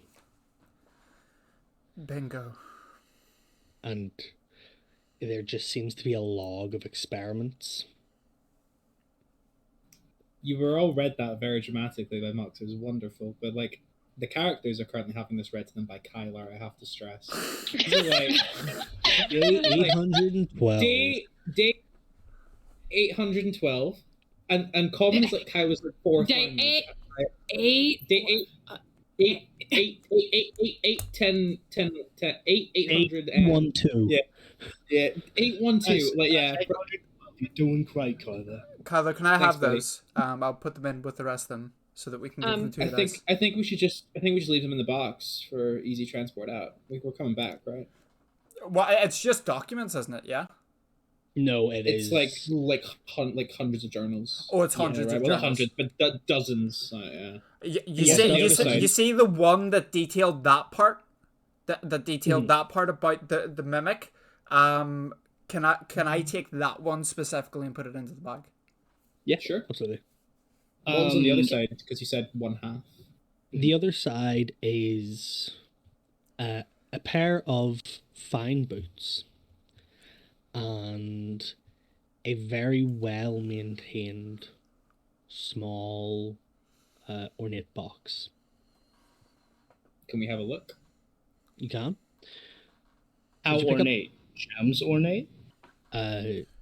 Carvings, very small gems. Kronk goes, "Oh, let me take a peek at that. Thank you." He's very delicate, like surprisingly delicate. Aww. Like it's like he's got his little Kronk. He's taking a peek at the gems. Big man, soft. Trying to open up the chest potentially. Do you open the little box? Yeah. Mm-hmm. Yeah, I take a look at the gems. I slowly, very carefully open the box. Inside the box, you see a number of what appear to be tarot cards that you are unfamiliar with. Oh no! Which cards does Lilith? The back of each card, you only see the back of it. You do not see the image on the front of the card. Nobody else sees me have this, right? We're right beside each other. But you're the only one that sees inside the box. But everybody sees you lift the box, but nobody else sees what's inside. Do you share what's in them? Do you share what cards they are? You cannot see the tarot cards. Kronk can't see. Is Lilith proficient in tarot? She's proficient in demons. They're not tarot cards. I know exactly what these fucking are. Yeah. And Drazian in character will know what these fucking are as well. Like, anyone like remotely proficient with magic knows what those fucking are.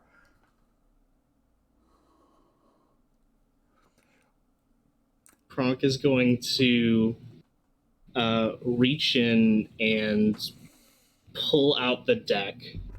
Is not flipping over anything. Okay.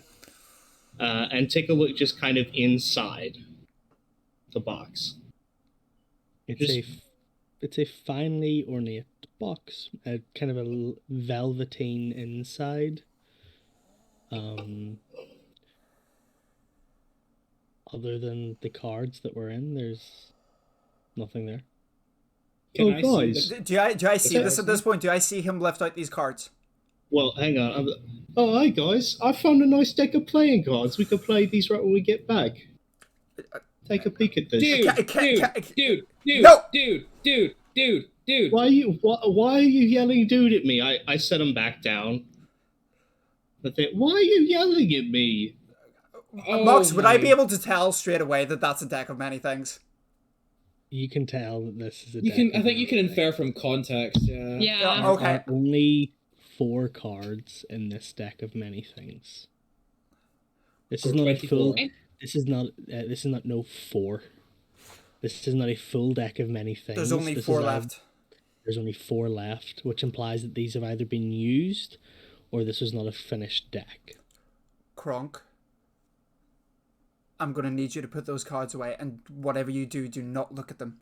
Do not turn any of them face up.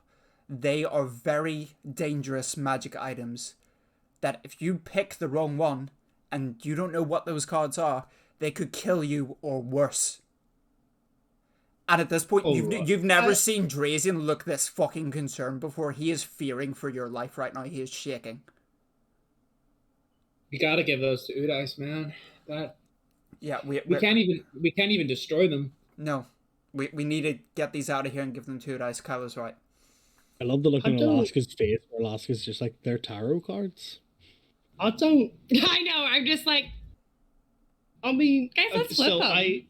I close the box and I kind of lock it up, and I put it in my pocket, right?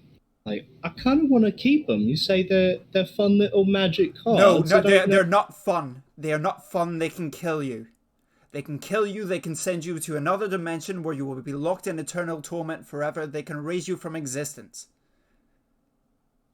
The good things that they could do. I'm gonna reach out and touch Drazian's chest and be like, we won't fuck with the cards now.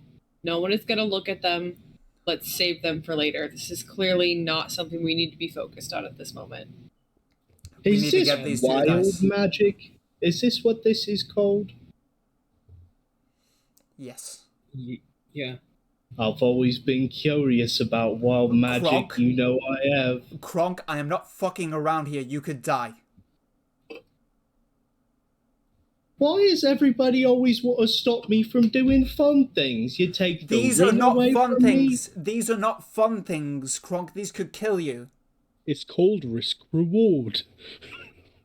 I risk, I reward. Kronk, this is not a show in your wrestling games. This is real. And now you're dismissing what I do for a living. This is very disrespectful. I'm not dismissing what you do. I am saying, do you know what? If you want to pick one of those cards and kill yourself, that's up to you.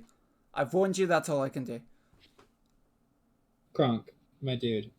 Can I hear all this? Like, I moved towards the door. Yeah. Can I hear it out of the hallway? Would I have any context of what those ones specifically are? Of if you would know that they're a deck of many things, but because you can't see the card, because you can't see the front face of the card, you don't know what they are. Okay, just saying they're not directly related to family things. No. Listen. No. Okay. There's a fable, and this one dude who was so desperate for power, he wanted, he was given a boon by the Deep One, and he basically got these cards, and some of them did these really cool things, but a lot of them were really bad and hurt a lot of people. And the thing is, that wizard dude, I don't know, we could have taken him. So he's probably used subjects to draw this thing, and there's only 4 left. Now, considering he wasn't dead and wasn't chicken-headed, the 4 that's left are probably really, really bad ones, and he's just decided that it's not worth it anymore. So he's got to get these to True Arms, and they'll fucking deal with it, my guy. Be this is the smartest thing that Kyler's ever said. Mm-hmm. So let's not disregard this moment. We'll deal with them later. I like put my hand on Kyler's shoulder. I'm like, thank you. Drazian has seen the shit that these things can do, and is like, no. Let's here. You can keep them, man. Like, it's fine, but just do not look at them. Don't touch them. Just put them in the bottom of the bag. We can't leave them here. We can't leave them here. If we leave them here, everyone in that town could die. What are the things that this could do? Is it a set number of things? Is it random? Each card has a different magical effect. But we don't know what cards are left there, and the only way we could find out is by flipping them, which would cause the magical effect. I'll ask Udice about it next time we see him, I think. He'll probably want it, dude. He'll want to keep them there. They'd be forbidden magical artifacts. Even I think they're too dangerous. You guys never let me have any fun. We let you have lots of fun. We just don't want you to fucking kill yourself, or worse, kill me. I put them in the bottom of my bag. I pick up my ballista, and I'm like, all right, let's go. Jesus. I put away my magic death cards and pick up my javelin gun. Right. Now that the danger has passed, normal Kyler kind of returns, and in an act of logic that's so fucking moonbeam, like it would be quite difficult to follow. Are these like paintings or tapestries on the wall? Paintings. Can Kyler just take one and just fucking go, to see if there's anything in it? Like, just grab the frame and just fucking go, look behind it, see if there's anything on the wall, and just go. Just see there's like money hidden in the frame or something, like. Yeah, like a safe behind the frames or something. There isn't. As you take each of them off and just like smash them down on the ground, there is a moment where you hear Kronk kind of let out a very gentle, as one of the frames is like very finely jewel encrusted. My jewels. Other than that, no, they seem to be perfectly normal. Can I like? Oh, sorry. No, you go. I was gonna say, can I insight check or something to see if there's anything of use on this desk that I feel like I'm standing next to? Well, as you go to the desk, there are, and again, a number. There looks to be like an unfinished one of the journals that was in the box, dictated the most recent day, 1624. What does it say? What do I read? It simply says, day 1624. Udice has been gone for a month now. Scientific explorations have slowed significantly, but we press on. Is this the first that we know that... Well, I mean, I guess we know that he's part of this, but is this like really the first moment where we see like how deep he is in this? Yes. No, because what he said was that they stole his artifact and were working on it by themselves. He didn't say he was part of this. So now this is the moment where we know he's been working on this behind True Arm's back. Is that correct? Or is that what we can assume? Yeah. That's what you can assume. Well, I'm not giving these cards to Udice now at all. Yeah, is there anything else directly on this to desk at all? Yes, we do. Is there anything else on this desk that I can see? There seems to be a paintbrush of some sort. Apologies. Is it magic? Can I roll a check? If you have detect magic, you can use that. Other than that, unfortunately not. Do I have detect magic? I thought I did. No. I wish Geraldine was here. You just if say that out loud, just if I ritually cast detect magic, I'm gonna say it out loud. I'm gonna be like, God, I wish Geraldine was here. Can I just pick up the paintbrush and just like go and see what happens? First of all, Geraldine was asking a question, and then I'll answer Kronk's question. Like, it would be really cool if I could ritually cast Detect Magic from the other room and have a magic item in that room glow when she says that. That's all I'm saying. Unfortunately, the way it works is that you... It takes 10 minutes, too, but... Yeah. It takes 10 minutes, and also it's that you see the glow. It doesn't just... Oh, it doesn't just emanate something? Okay. Yeah, you see the aura. Well... What do you draw on your arm? What was the design on the back of the tarot cards? It kind of looked like it looked like a moon and a sun facing each other with this like swirling center in between them, like a black hole. I give my life for Pakistan. Okay.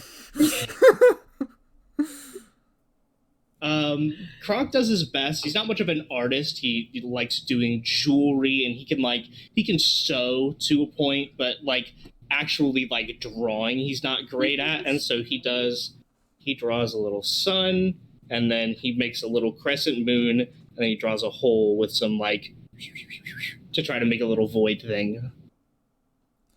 As you finish drawing this, you watch as the images come to life on your arm, and the sun and the moon begin to swirl around the little black hole-esque thing. They do nothing else, but they continue to rotate there. Yeah, Lilith, it's magic. Well, that's kind of a cool tattoo. You think this is permanent? Because this actually kind of goes pretty hard. Honestly, a base tattoo, says Lilith. So yeah, it is a brush of moving images. If you draw an image, whatever the image kind of represents will temporarily come to life and display the properties of said image. I'm gonna lean over and whisper, "You should keep that and draw a dick on Kyler while he's sleeping." I almost drew a dick on myself. I'm not gonna lie. I'm glad I didn't. While this comedy of errors in the making happens, can Kyler like grab Dre and be like, "How many spells are you still good for?" I think I'm pretty stacked. I only used Eldritch Blast, so I've still got. I'm still completely good. He's bricked up, if you will. I've got 2 smites or 1 really, really good smite. So rock hard, actually. If you do the big reach over area stuff, and me and Kronk will go for the boss man, whatever is ahead. Yeah, that's fine. I don't have any area of effect stuff. I'm specifically single target trained for the most part, but I'll do what I can. Yeah, do your best, man. Just cover us, and we'll. Yeah, if you guys want to run and up, I'll shoot covering fire for you. Cool. Am I good with you two? And then turn to the fucking the arts and crafts club. I'm sorry, I was looking at this cool design. What did we say? I'm good for like 2 more smites, 1 really, really good one. So if I get a good hit on the boss man, I think he's probably toast. So I'm just gonna look at every. Oh, sorry. Go ahead. If you can get a hold of him, then it's pretty much game over, and Drake can pick off the whoever's around with Lilith. All right, that makes sense. And I think, and correct me if I'm wrong, Scary Knife Lady, but I feel like driving a car and throwing a knife probably didn't cast any spells. Oh no, that's what I was saying. I'm gonna look at everyone and say, I have all my spells. Yeah, Lilith and me are fully stacked. We're good. Cool. If you need some Cloud of Daggers, darling, let's well then, you know what that means. Tink tink. Let's fucking go. Right, let's go. For the Mandem. Very quickly, before we continue into the next room, Geraldine, as the party leaves the room, do you go in? I sure do. I assumed so, which is why I was asking. Yep. As you kind of sneak past Drazian, as he is the last to come out of the room, you immediately beeline for the desk. And what catches your eye that wouldn't have caught Lilith's eye is a dark brown envelope folded up at the corner of the desk, sealed in wax with the Boulevard family emblem. The wax seal is broken, but the letter is closed.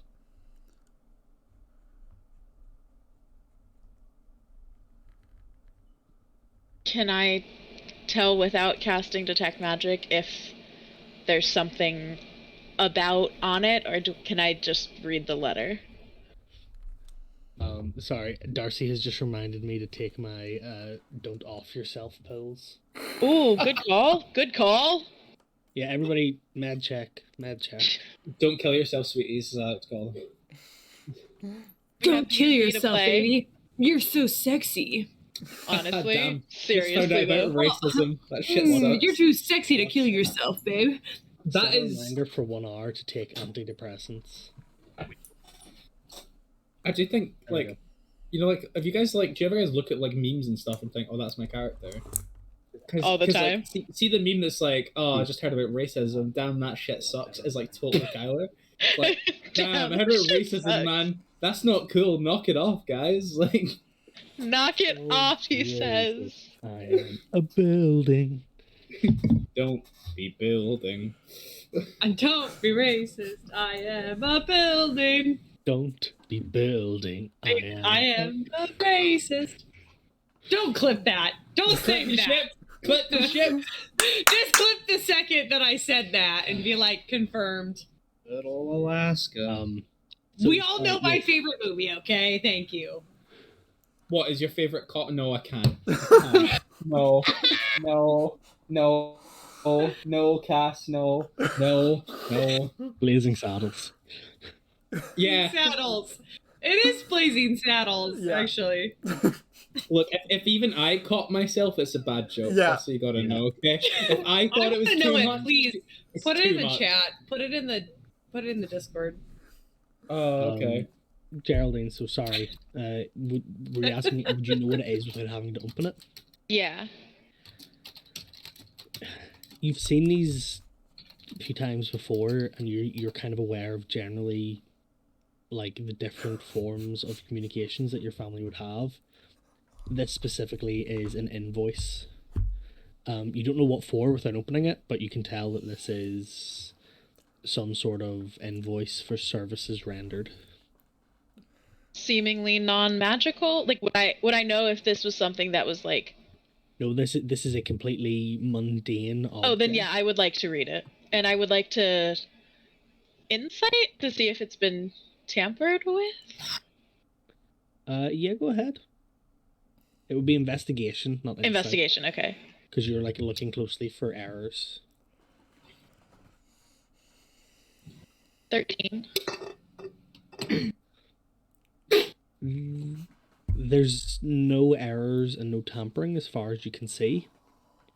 As you look at it, it is an invoice for services rendered, for equipment loan, and for help hired. I'm gonna take it. Can I take everything that's in that box? Which box? Like all of the records that they were reading? Oh, yeah. Like, if they come back in here, I want the box to be empty. Yeah, absolutely. Okay, I'm gonna do that. Yeah, you just throw all the journals into your bag of holding, and there's now not a trace that anyone was there.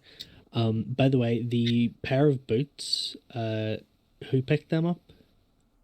I think Did any of us? Or Kyler? Yeah, no, yeah. It was Kyler. Cause everybody was yelling at me about the deck of cards. I don't know that anybody picked up the boots.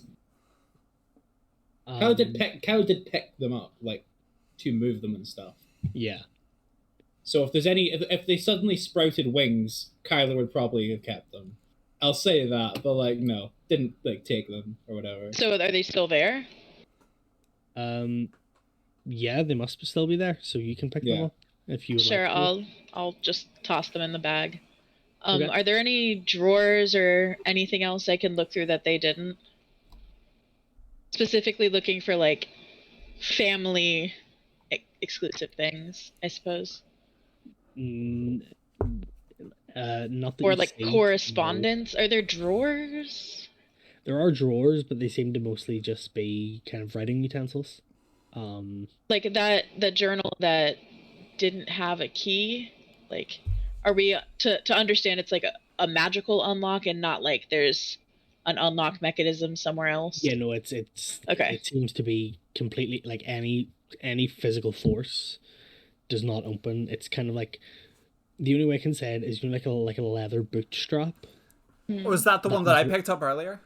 Yeah.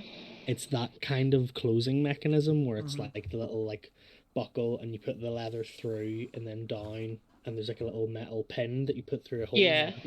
If I had seen those, would I have known what they are and like how to get into them? Not that you would recognize. Okay. They don't seem to be anything to do with your family, at least. Okay. Like nothing that even like just looks familiar. Okay. No, nothing that even looks familiar to you, at least. Okay.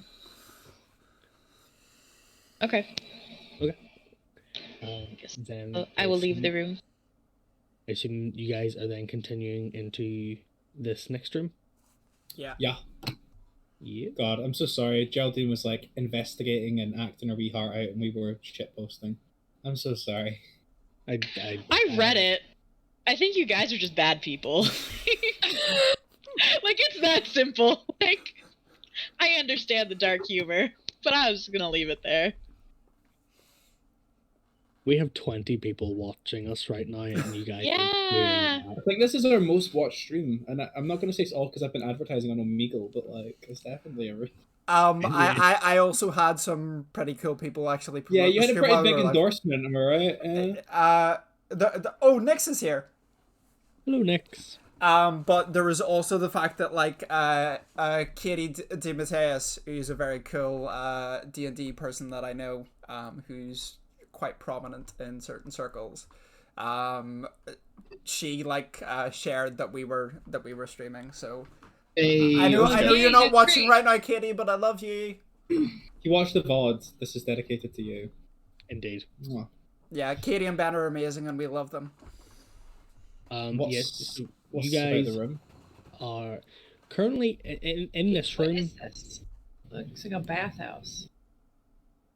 There are animal cages, an empty vat of like an empty aquarium almost, and tubs and like bird cages around the room that are kind of filled with like some the tubs on the floor filled with kind of like raw meat, maybe some grains, different things to feed whatever animals were once kept in here.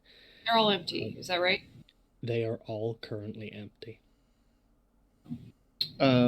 Is this the aquarium that Kronk is standing right at? It is. Aquarium. Can never mind. I don't have anything to do with it. I don't have any ideas. All right, never mind. Kronk is just going to stare for hours. Fishies. It's empty, right? If there were fish in there, I'd try to do. They're not fish in there, right? No, there are no fish. Yeah, is Kyler just gonna jump in and like revive himself or something, like rejuvenate? I mean, no, but if there was fish, we could find out exactly what was going on. They could tell us.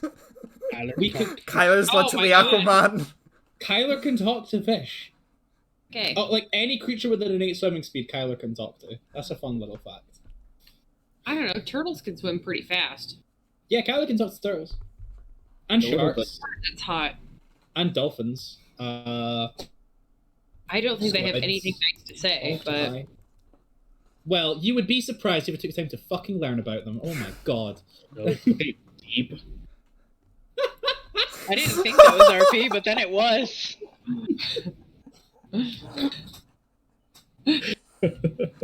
The peak. Holy shit. Chris, did you just reference the deep? Anyway, so we're gonna walk over here. Yes. Back on the team. What you guys see at this point is a large, like, great entrance, like kind of two like large portcullises beside each other, and far across a black stone room is the elf that you had been pursuing. His back is turned to you. He seems to be frantically working at something on this large table. And for the sake of your viewing pleasure, this is the room. Very much like to sneak up behind him and blast him in the back with the ballista spear.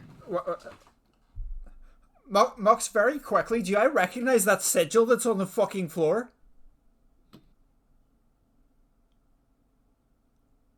Possibly. It is a sigil that looks familiar. Because I know Andrazian knows what that sigil is. Would you like to enlighten the rest of the group? That is the symbol of Tiamat. You bastard. So... Uh-oh. Shit. This room kind of dragon-sized, isn't it? Oh, it's super angry dragon. Right, cool. As Kronk, you begin to aim your ballista, the portcullises rise, allowing you entry into this room. And you hear the elf labored breathing. You simply had to come here, didn't you? You couldn't leave well enough alone and let us continue this experiment. We're creating things, you know. Better things. Bigger things. You're endangering people. And he turns to you, and behind his kind of silvery blonde hair that is now loose from whatever like form he had put it up into at the beginning of the day, he turns and goes, Before he does anything, can I just blast him in the chest when he turns?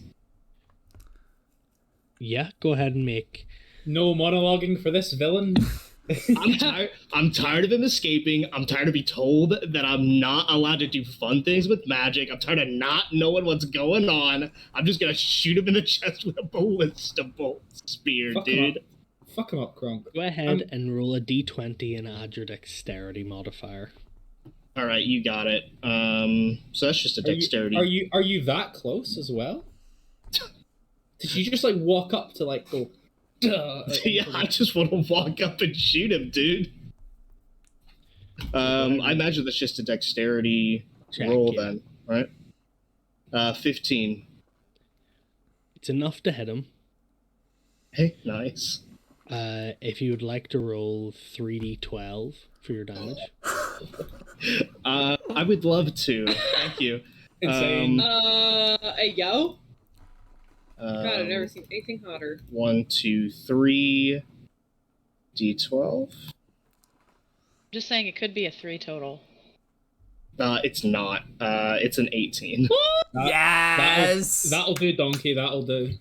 That'll do, baby. As the spear courses through and like embeds itself in his side, he seems nigh on unfazed. That's weird, right? as he grabs the spear and yanks it out of him and looks you in the face.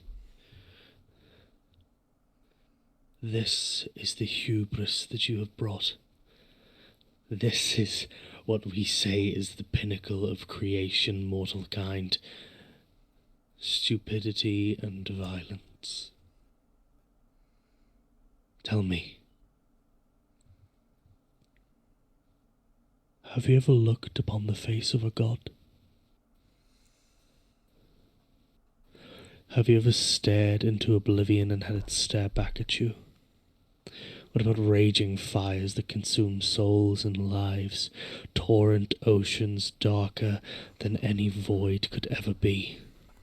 Have you felt the wind cut your skin as you stand in an open plain, or the earth crumble and swallow your body from beneath? Watch as he begins to pile what looks now like a bunch of ritually slain animal carcasses, and he begins to push them towards this large glowing orb on the table. And as each of them touch, they get absorbed into the orb. The Aegis chapter will not forget this betrayal,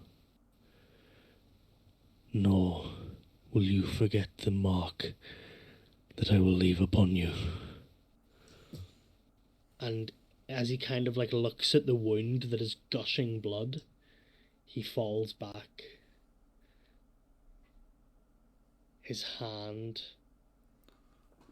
gently touching the side of the orb as it begins to glow, and as his body begins to shift and twirl into this light ethereal being, you hear him say, Talari Unifaris. Such a beautiful creation. Before his form is absorbed into the orb. A moment where nothing happens. Then a blast of energy where you're all pushed back 5 feet from wherever you are. Mm-hmm. Like emanating from like the circle. Emanating from the orb. Oh, right. So just straight back then. Yeah. Does that count for me? I have not quite stepped into the room. That counts for you as well, because there is nothing blocking you and the orb. There's like nothing in your way. You get hit by this force wave that knocks you back 5 feet. Okay. Any magical effects any of you had are rendered useless, meaning that Geraldine, you are now visible. Can anybody actually see Geraldine though? I suppose I could. Yeah. You guys are in front of her. I have now seen that she's directly visible to me. Can I, when I come out of invisibility, can I have an effect going? Depends on what the effect is. One of my wild shapes to be in star form.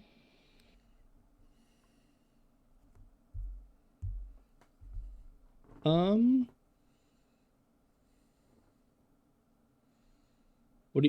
I ask what you mean by star form? When you take was it Circle of the Stars, you get an astral form. Yes. Yeah. Yo, Moonkin, let's go. She's a boomy. As you're blasted out of your invisibility, you would immediately. I'm gonna take Archer. I'm gonna take Archer too. Okay. In case I need that. And as you're all blasted back,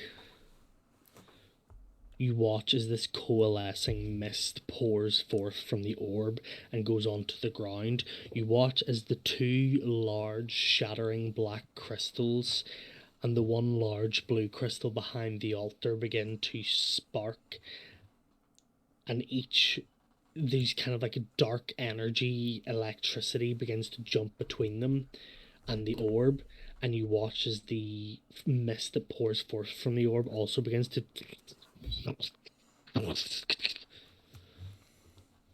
and rising from the mist, Kronk, in front of you is something that can be described only as a chimeric horror.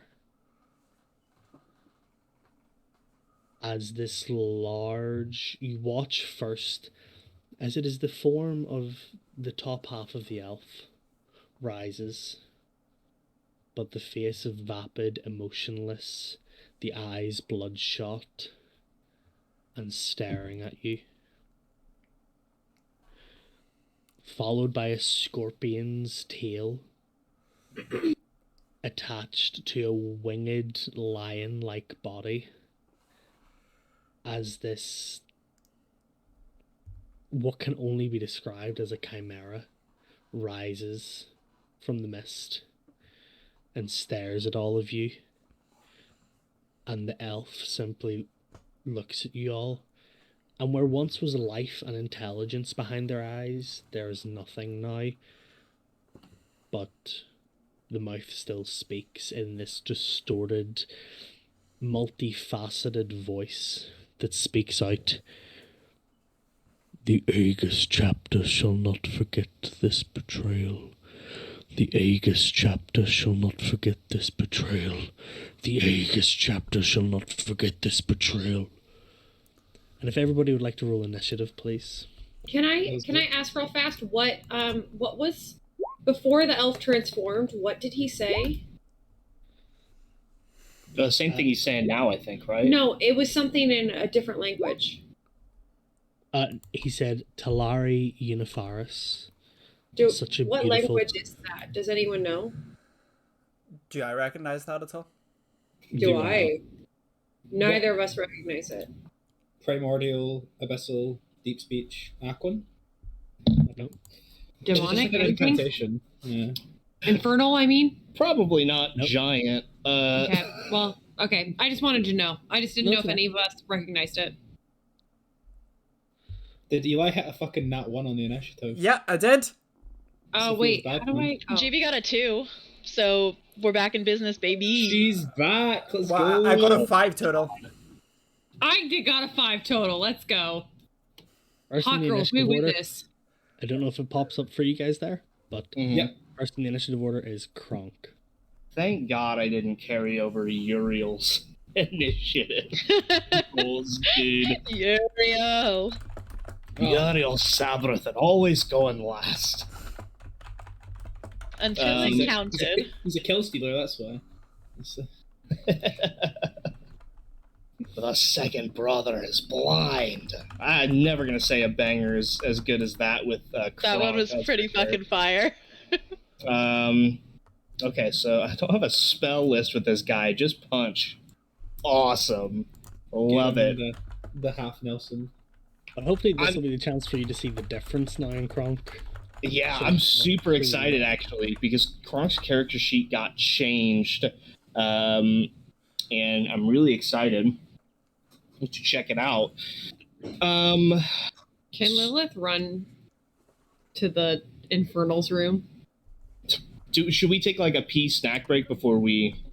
Yeah, I absolutely really need to piss right Lilith now. needs a pee break. I'm not gonna lie. The little Infernal's room. The little Infernal's room. Let's take a 5-10. Okay, we will be right back. All right, rad. See you in a sec. Love you guys. And we'll be right back. back. Da-da-da.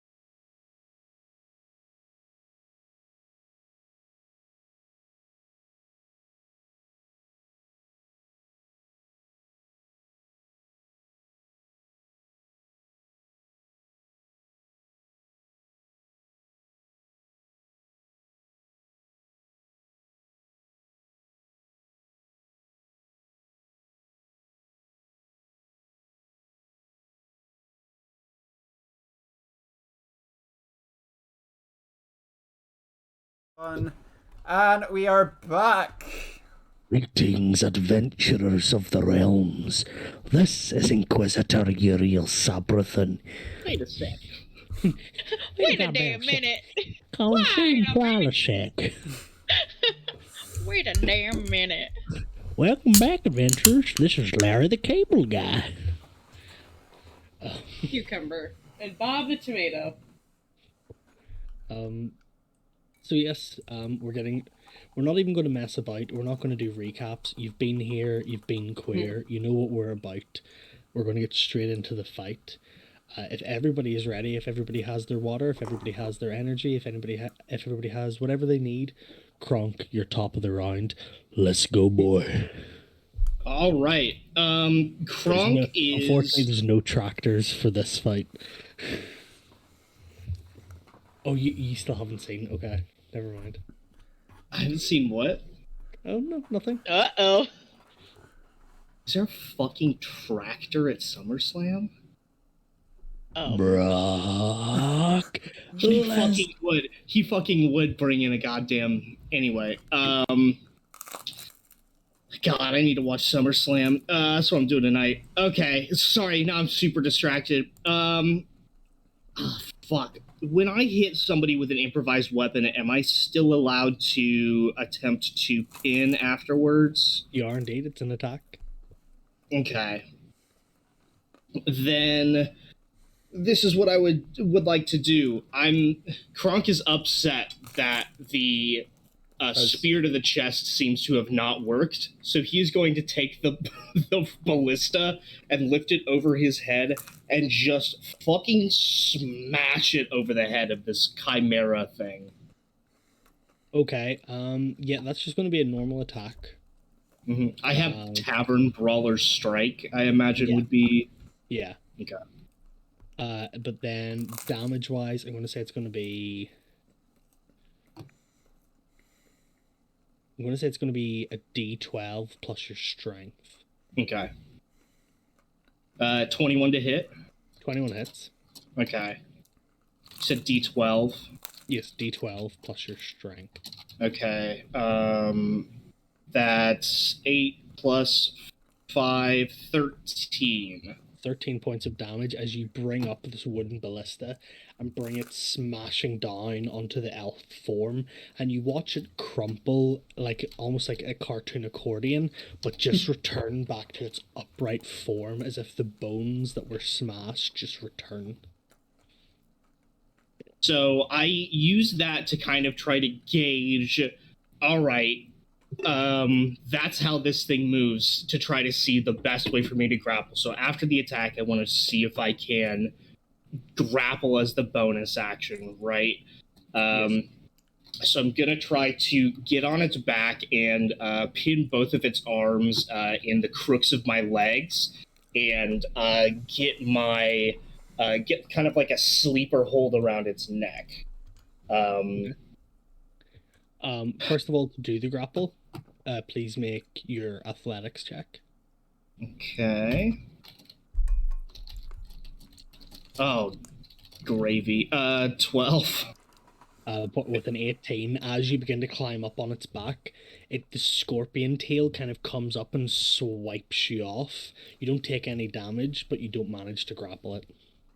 Ah, drat. I think that's all I get. Okay. For that in particular, because I can't use key in this situation. Okay. No, I think that's it for me. Next up, Kyler.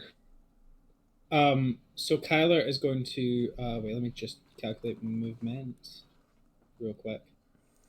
So I can get here with 30 feet of movement right up onto the table. You can indeed. For flanking purposes. We'll take Kyler over there.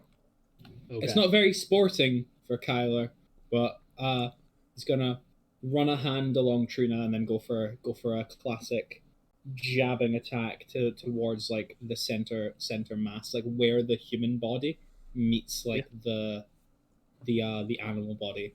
Figuring, well, that's where it was sewn together, so that must be the weakest point. Go ahead and make your attack at advantage because you're flanking. Okay. It's going to be a nat 1, but thank fuck for advantage. That's going to be 17 to hit. 17 hits.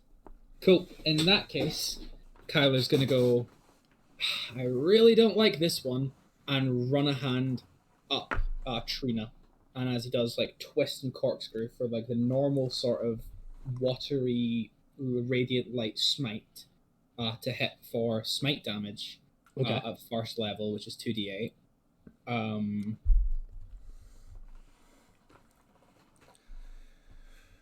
And that shall be 13. I also forgot to roll my normal damage, didn't I? Yeah, it's fine. Let me just do that real quick. So 13 plus. I'm going to take Piercer and just re-roll that. Plus 11, so 24. 24, like, into the back. And then I'll just take off the spell slot real quick. As the water sort of rushes through and, like, does the radiant damage, Kyler's going to say Ignis, and the water is going to turn into steam as the trident rapidly heats as it's covered in fire to ignite the Chimera. So that'll be 1d6 damage, and the Chimera has to make a Constitution saving throw of 14. Lila has never really been attracted to Kyler before, but that option is now on the table in her mind. It rolled 2 dice there. I just collected once, but it rolled 2 dice. 2 dice? Did it come through? It might be to do with your level. It might be. Oh, shit. Yeah, it might be. Okay, then. So, yeah, that'll be 7 then. Yeah.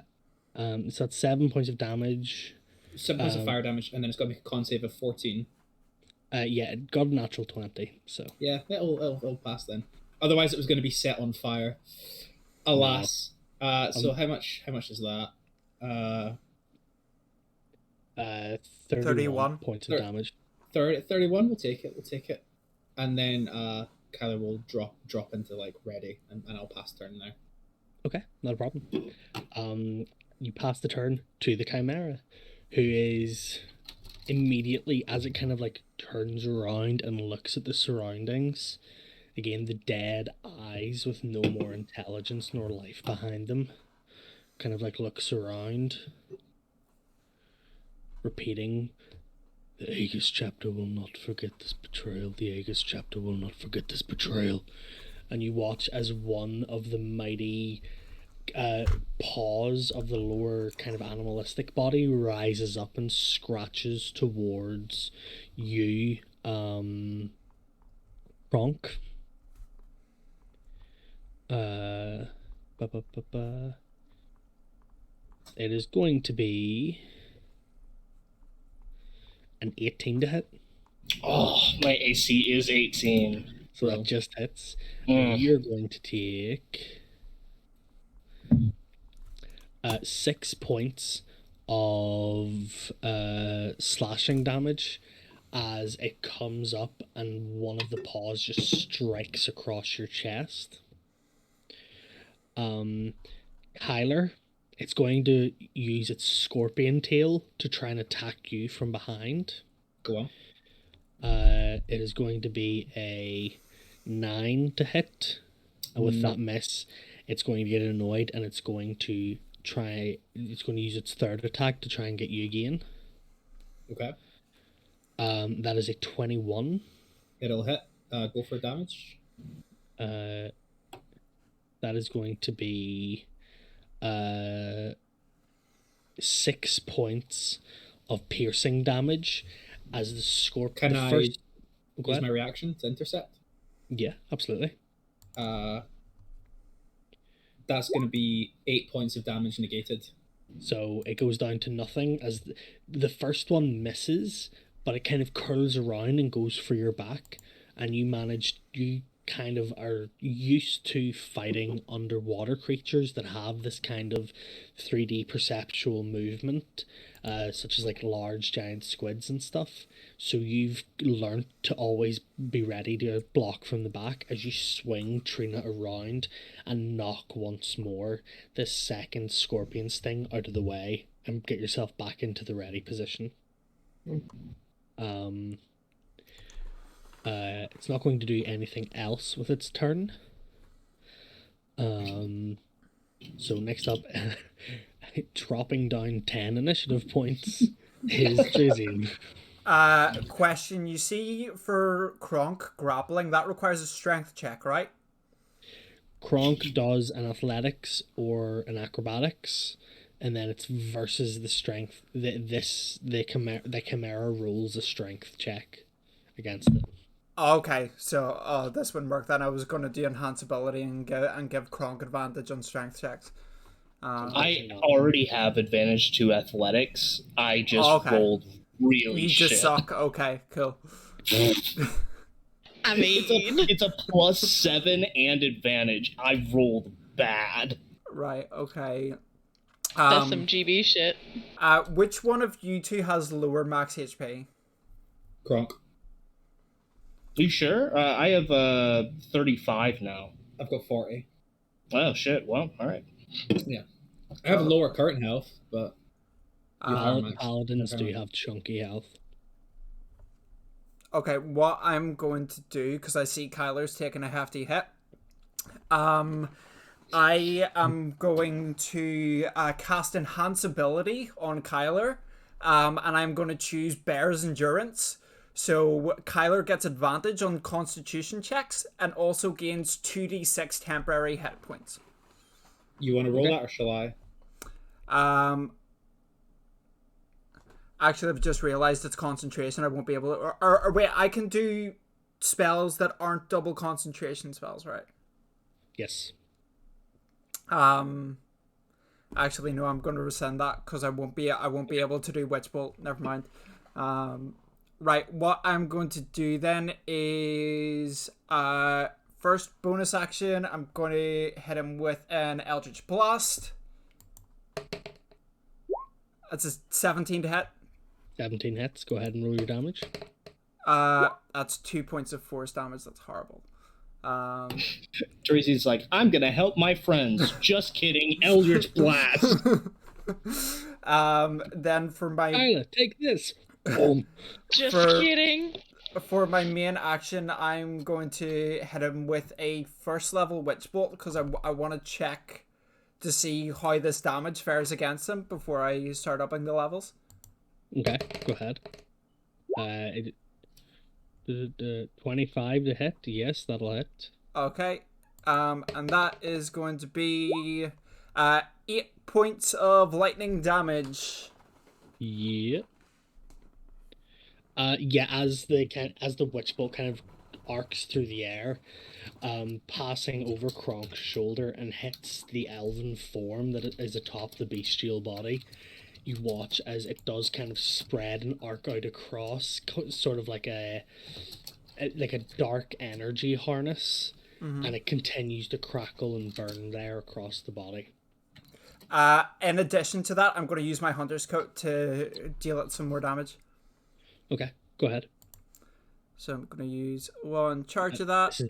This is the second charge of the day?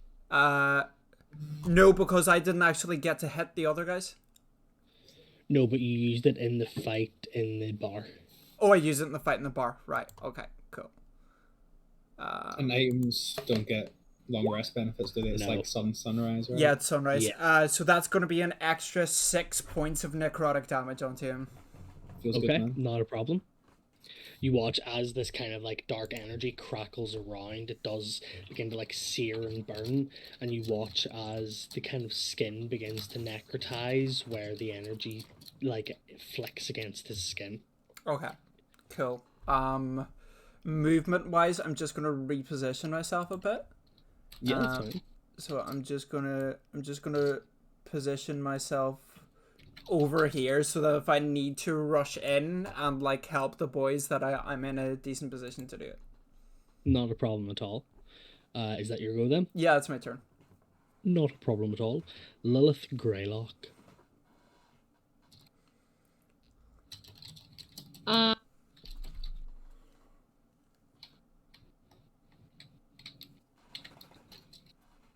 on. Give me 2 seconds. It's okay. It is very warm, but I'm not wearing anything beneath this jumper, so I am taking it off. You're not wearing anything at all? You have a lot of AoE stuff.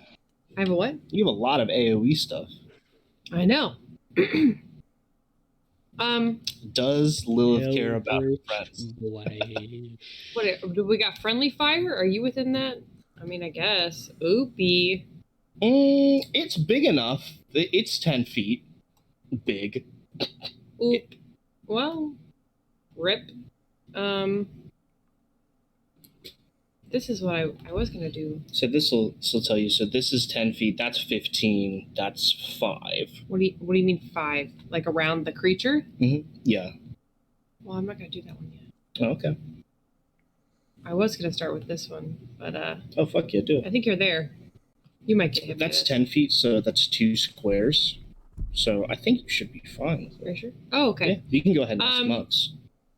Well, okay, so I was going to cast my second level Shatter.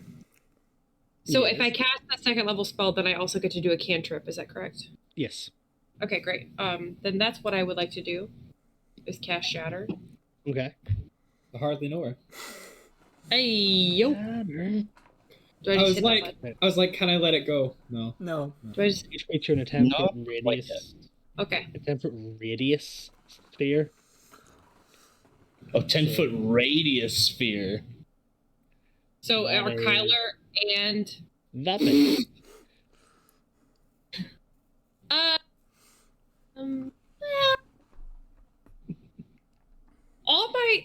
All my things are 10-foot radius. That's your fucking problem for staying that close. So that appears. So that's 15 feet from the location. You don't want to do 15 feet. That's 5-foot radius. So that would only be 10 feet. Your cloud of Give me a daggers. 5-foot radius. What does that look like? Can we change to a 5-foot? Well, okay. I didn't want to cast that yet because I wanted to use my cantrip. That would make it better on my next turn. Do you want to use your cantrip first? But it's on my next turn. It won't matter if I use my cantrip now. It's not my next turn. Oh, I see. Well, you can use both a normal spell and a cantrip because you can use your cantrip's your bonus action. So you could do your bonus action and then get your buff, right? No. Yeah. Well, I wanted to cast But that one is until the end of your next turn. No, stop. So if you cast it first, it'll still work.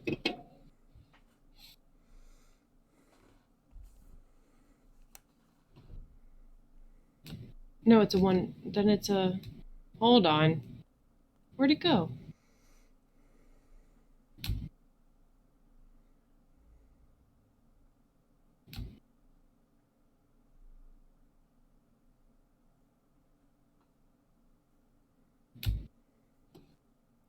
Sorry. It's okay. Oh, that's what you're looking for. What? On your next turn, you gain advantage on your first attack. Yeah. That's what I was gonna. I was gonna do True Strike, but that's what I. Okay. I mean, I guess it doesn't matter. Like if I cast it now or later. I guess. Is that what you're saying? So, if she casts True Strike now, would that only apply at the next turn? Or would that apply at the very first attack that she casts after True Strike? It's first attack after you do True Strike, is it not? I think it's written that way because you can only cast a cantrip. Like, at the end of your turn, right? So I think, I think that's how it would work normally. But I think maybe if we're ruling it like this, because of our little homebrew stuff, it could be. Yeah, because of our little homebrew, it would be. Yeah, he's not within 30 feet anyway. I'd have to move. Yeah, you can step forward. Attack. Okay. So you could step forward, cast True Strike, and then do your. That's what I would like to do. Okay. That's gonna be cool, Mux. Yeah, that's absolutely fine. Okay. Right. Great. So I guess I'm moving forward. Oh, what the? What in the world was that? Hello? My lord cometh. The Lord approaches. So I guess I'll... How far can I move on a turn? I think yours is 30 feet. Okay. I'll move here-ish. Nope. Just kidding. I'll move here. Nope. Fuck you. Nope. Fuck you. I picked the wrong one. Okay, great. Then I will cast True Strike. How do I do that? There's no. I think you just automatically cast it. Yeah. Okay. Well. Yeah. I don't push good job. anything. You don't need to push anything. It worked. Okay, great. They can't even resist it. It looks like. Cool. Because it's a self cast, like no saves or anything need to be made. So, what advantage do I have here? It says you gain advantage on your first attack roll against the target. So. Well, what does that mean? Do you have anything that has an attack roll? Even? Yeah. I'm gonna. So, like, I'm about ice knife, that kind of thing. So that's not an attack roll. That's just damage. So an attack roll is like an attack roll. Attack rolls. So like with your dagger, or a spell like Eldritch Blast. Yeah, a spell like Eldritch Blast where you like have a +6 to hit or something. Like you have to roll against the AC. I do have a +6. What are you talking about? It's right there. Well, you do, but all of these are like they have to make a Constitution save, they have to make a Wisdom save, a Dex save. Well, Cloud of Daggers is unique because you just place it there. If somebody walks in, it just does damage. So what are you saying I need? It doesn't look like you have a spell that does that. Does what? That requires an attack roll at all, actually. Yeah, all yours are save based. So yours will automatically hit and do damage, but how much damage they do depends on if the enemy makes a save or not. So True Strike wouldn't affect that. What you could do to utilize your True Strike is throw a dagger. Then you'd have advantage to hit on your dagger if you wanted to do that. Okay. I guess I'll do that. At least you know what spells they take for your next level. Yeah, like what? Right. I don't know what. Everything that you said has gone in one ear and out the other. I'm so confused. I can explain a little bit more to you. Okay. It's all right. So, do you want to like throw a dagger, or do you just want to hit him with something else? I don't know. Now I'm stressed out. You've stressed me out. It's all right. You got a couple options. Do you want to throw a dagger at him, or do you want to hit him with a cloud of daggers? This is probably two good options here. I would also like to say, because you are a College of Whispers, yes. I think. Yeah. Whenever you hit a creature with a weapon attack, you can use one of your bardic inspirations to deal an extra 2d6 psychic damage to the target. Okay, fine. I guess I'll do that. So I hit this button? No? Yeah, you hit that button. Okay. Yep. And then you hit it one more time because you have advantage on that because of what you cast. There you go. There you go. So your biggest number is 23 hits. Yep. So now you go ahead and roll your damage. Oh, nice. Yeah. And then roll in the little bottom corner there with the dice symbol. If you roll 2 extra d6, we add that as psychic damage. So, yeah, there you go. Oh my god. 12. Incredible.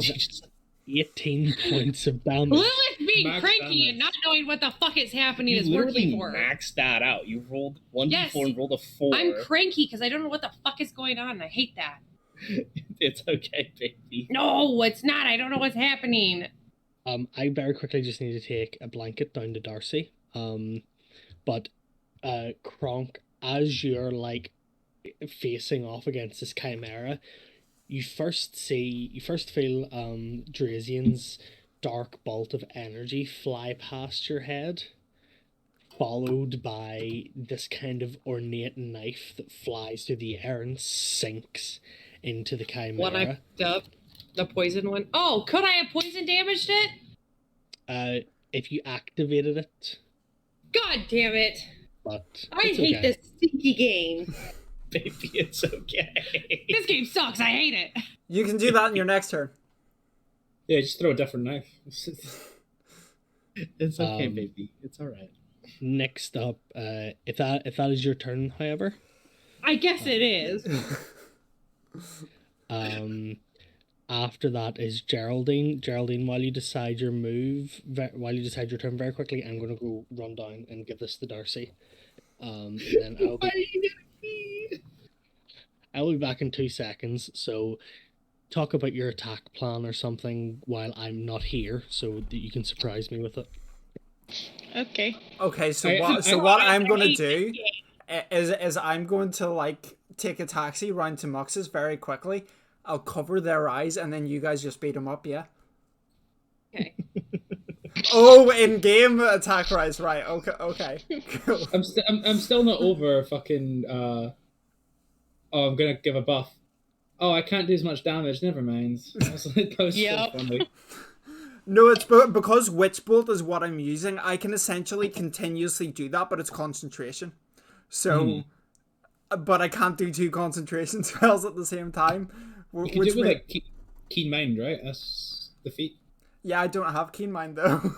That's a rookie mistake, my guy. Yeah, I'm not a wizard. Having a keen mind? Yeah. You don't need to be a wizard to have Keen Mind. Going on. It's just a feat. It's okay, baby. Yeah, but I chose to get better stats.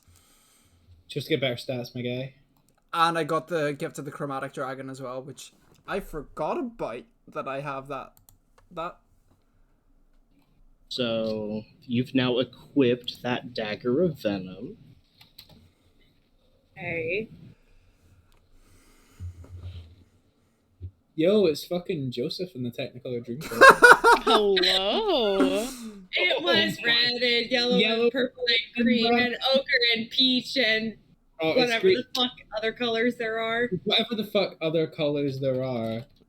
Would you like That's to try? the lyric. No. No, that's what Andrew Lloyd Webber wrote. 100%. That's my sugar daddy you're talking about, and I'm afraid I can't take this on the chin. No, Joseph is one of my favorite shows. I drove 20 hours to see Clay as Joseph, so don't come for me. I'll fight. Cass can actually outmatch you on this one. I can outmatch you, yeah. Andrew Lloyd Webber paid my tuition.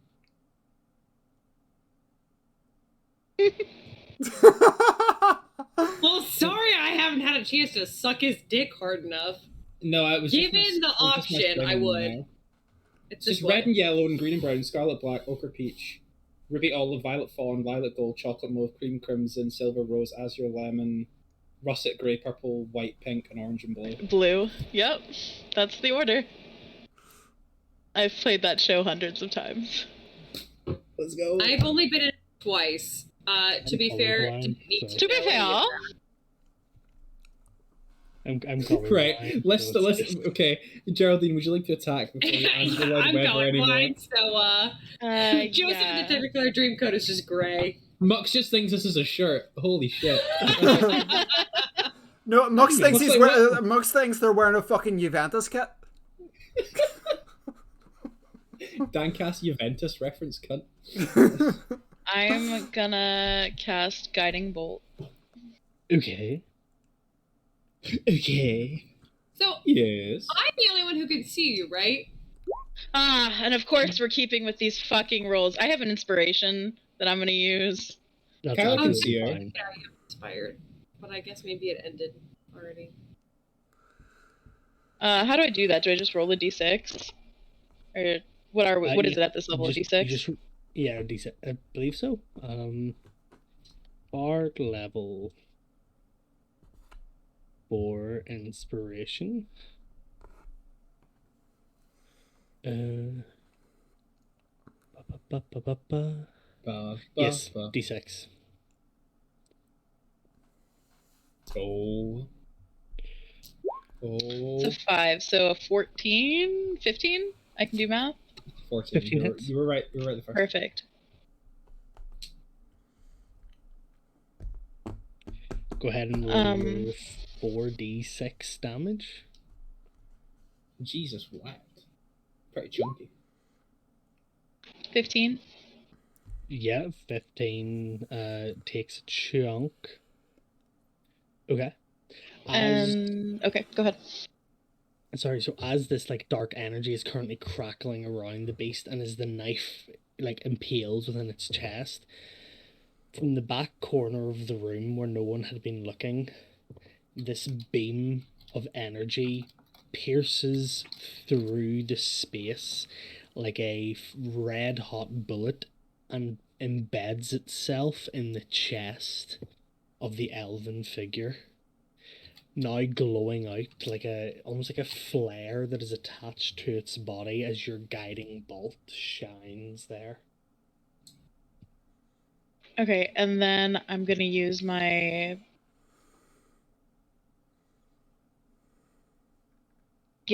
bonus action for the Starry Form Archer, and it gets to roll with advantage because of the guiding bolt. Okay, absolutely.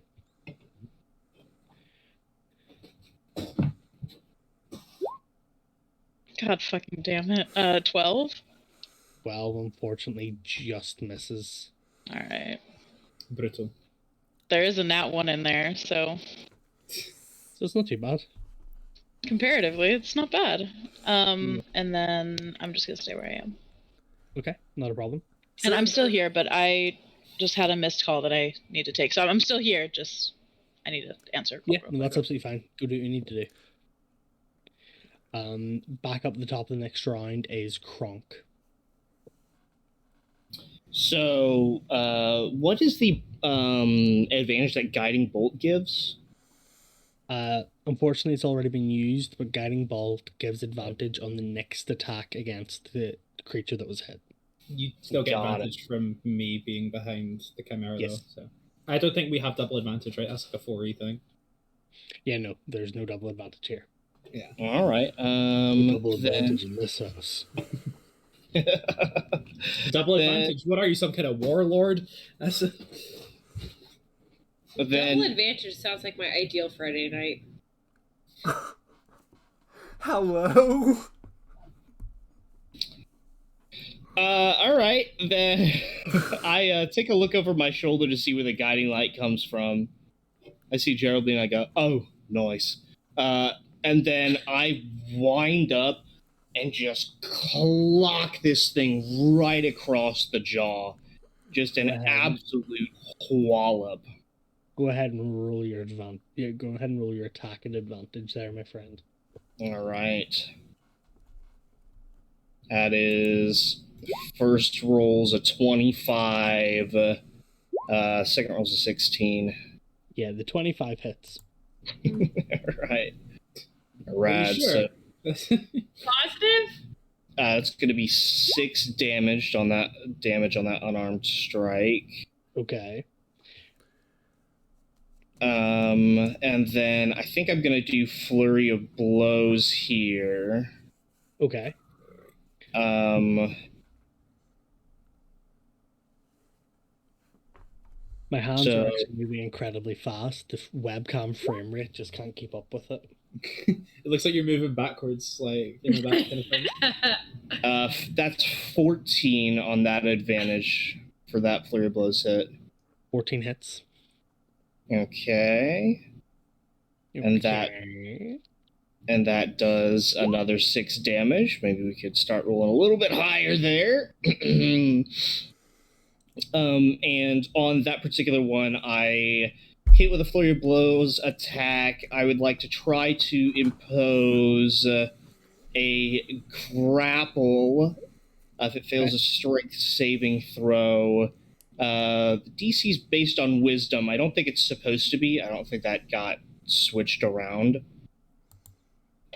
It's probably like I'd have to go in to like fix all the nitty bits, so I kind of do it as they pop up. But yeah, I think it's supposed to be a DC 15 instead of a DC 11. Yeah, probably. Doesn't matter either way because that's a natural 19 plus 4. So. All right, then I will do my second Flurry of Blows attack here with advantage. Okay.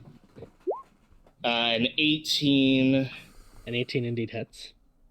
Just, you know, by the way, instead of like rolling them twice, if you right click, it'll come up with a. Oh, shit. Yeah. Oh, look at that. The more you know. It's never made clear. It's something you just kind of find out. Yeah. And then that's an 8 on damage. And instead of trying to grapple again, I'm tired of it. I'm going to try to make it fall prone with a dex saving throw. I'm just going to try to sweep the leg, not get prone. That's a DC 13. Sweep the leg. Okay. DC you got a problem with dex? that? Yeah, dex.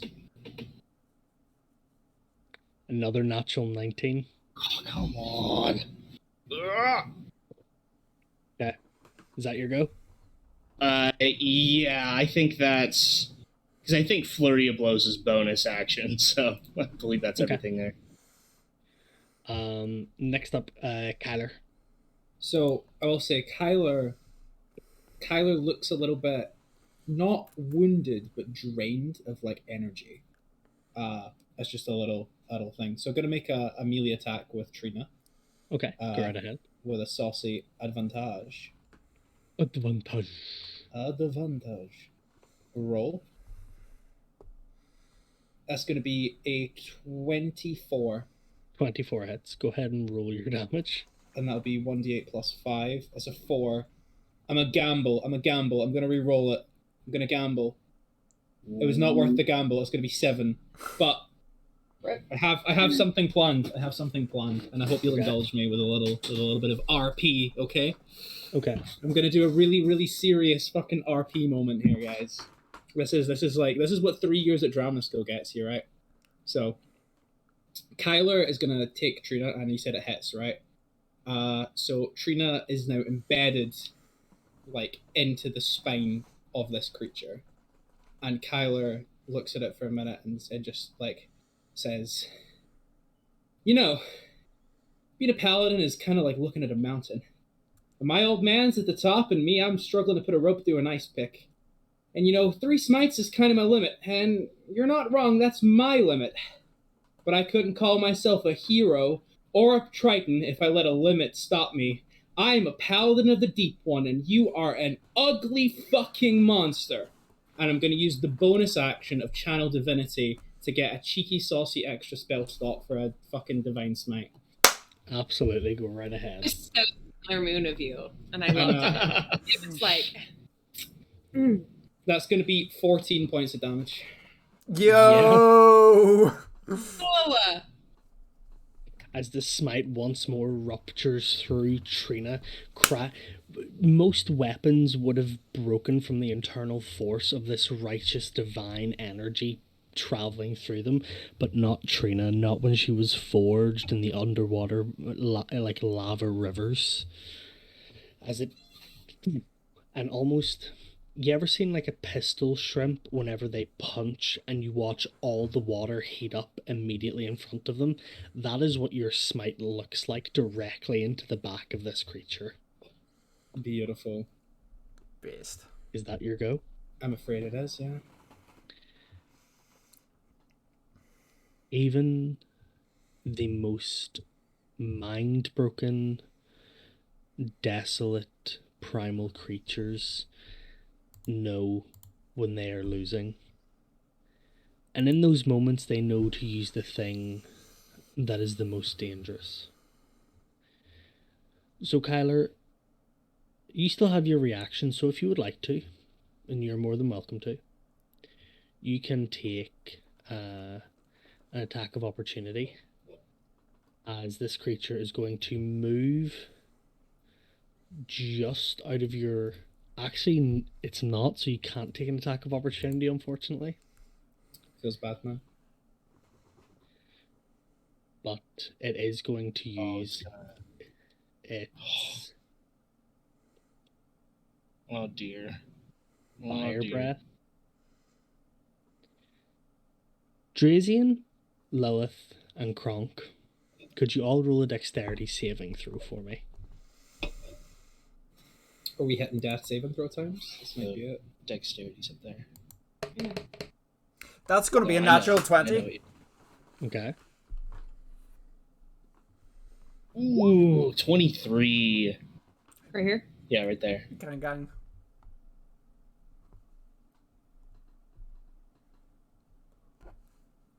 Lilith, you just make the DC. I think I have Go to actions. Go ahead. Here. And then reactions. Like that. Oh, can I hellish rebuke? You can as soon as the damage is done. Okay, I thought I had resistance to fire. Do we know if this is fire yet? Is it fire? I guess I don't know. It is going to be fire damage. Well, I have defenses towards fire. I'm resistance towards fire, so. That was apologies. Didn't know. It's okay. Checking something. Yeah, so you'll take half damage anyway. Okay. Okay, well then... Quarter damage in this case. Yeah, you only take a quarter damage. So yeah. You take... So save me. 8 points of damage. Okay. The two boys take half damage, so they take 16 points of fire damage. City boys, city boys. And had any of you failed the save, you would have taken 31 points of fire damage. Fuck. Yeah, Drazian. Can I use my reaction to do Gift of the Chromatic Dragon, which means I'm now resistant to fire damage? 1 second. You should be able to. Let me just double check. Yeah, when you take acid, cold, fire, lightning, or poison damage, you can use your reaction to give yourself resistance. It's in that in that instance of damage, so I can bring that down to 8. What are you looking for? Okay. Okay, well then you take 8. Kronk, you do take 16 points of fire damage though. Your boy's gonna use Stone's endurance here. Max is like, I can't do anything with you fuckers. I rolled an 11 on a d12 plus 3, so I'm gonna negate 14 points of damage. So you take 2 points of fire damage. Thank you so much, Mux. I appreciate it. Yeah, go. Pleasure doing business with you. There you fucking go. Saucy maneuvers from everybody here. Mux is like, yeah, take this, and we're all like, Take What are you what? looking for? I do want a hellish rebuke as a reaction. I believe go to You can spells, if you would like to. and I think it's under your cantrips. Oh, I'm sorry, it's under. There it is. Should be Just level push that 1 or button. level 2. I push that button. Yep. Yeah. Push I think the it's a button dex and let saving me go. throw. That's a 14. Yeah, it's a dex save. So whatever your... It should say beside it what the dex save is on it. 14. Doesn't matter because it's a natural 2. Unless it has a plus 12, which at this level they won't. So yeah, that's going to take them 14 points of fire damage. Fire damage. Mm-hmm. So use a spell slot. So It's like the Agni Kai, like, you know, when they like hit them with a wall of fire and what then else just did kind you of use? twist into like. Have you cast anything else? No, you use a cantrip and daggers and stuff. Okay. And it gets to roll a d6 to see if it recharges. It's okay. What do you mean, okay? I mean, And recharges its what? It's What do fire you mean? breath. What do you mean? It's fire breath. Tell me. I don't get an attack opportunity because of his fucking foot. That's what feels bad, man. Drazian, it is your go. Okay. I was gonna ask how everyone's looking health-wise, but I take it everyone's pretty all right with all the reactions. Taking along, a taking 31 along. would 31 would knock me the fuck out. I'm not gonna lie to you, but you know. 2? Okay, let me see. Lilith, you're after Drazian, so I don't know if Yeah. you have your turn planned out or not. Yeah, I'm trying to. Yeah, that's what I'm thinking. No problem. Okay, well, how's this creature looking at the minute? Is it looking fairly shaken, or does it look alright? It's looking hurt, but it's not looking necessarily like on death's door. But then again, you've never seen a chimera, so you don't know what they look like on death's door. Bonus action, Eldritch Blast again. I was at Josh's 50th birthday party. You think I've never seen a chimera? 14 to hit. 14 hits. Go ahead and roll your damage. That's 8 points of force damage. Okay. Then for my action, what I'm going to do. Don't forget you have Witch Bolt up. Yeah. Yeah. Do you know what? I'm just gonna keep keep going with that Witch Bolt that's already hit. So I'm gonna very Emperor Palpatine unlimited power style. Just continue to pump another 1d12 of lightning damage into this thing. Yep. Go ahead and roll your damage. That's gonna be 12 points of lightning damage. Okay. And as well, what I'm going to do is I'm going to use the last. Hold on. I wanted to. If I use all the charges of the cloaks, it's not like a wand of lightning bolts where if it uses all the charges, it can disintegrate. No, it's not like that. No. Okay, so I can use it without any real repercussions to the cloak. Yeah. Okay. Yeah, I'm going to use the last charge on the cloak then. Okay. And that's going to be another 4 points of necrotic damage. Okay.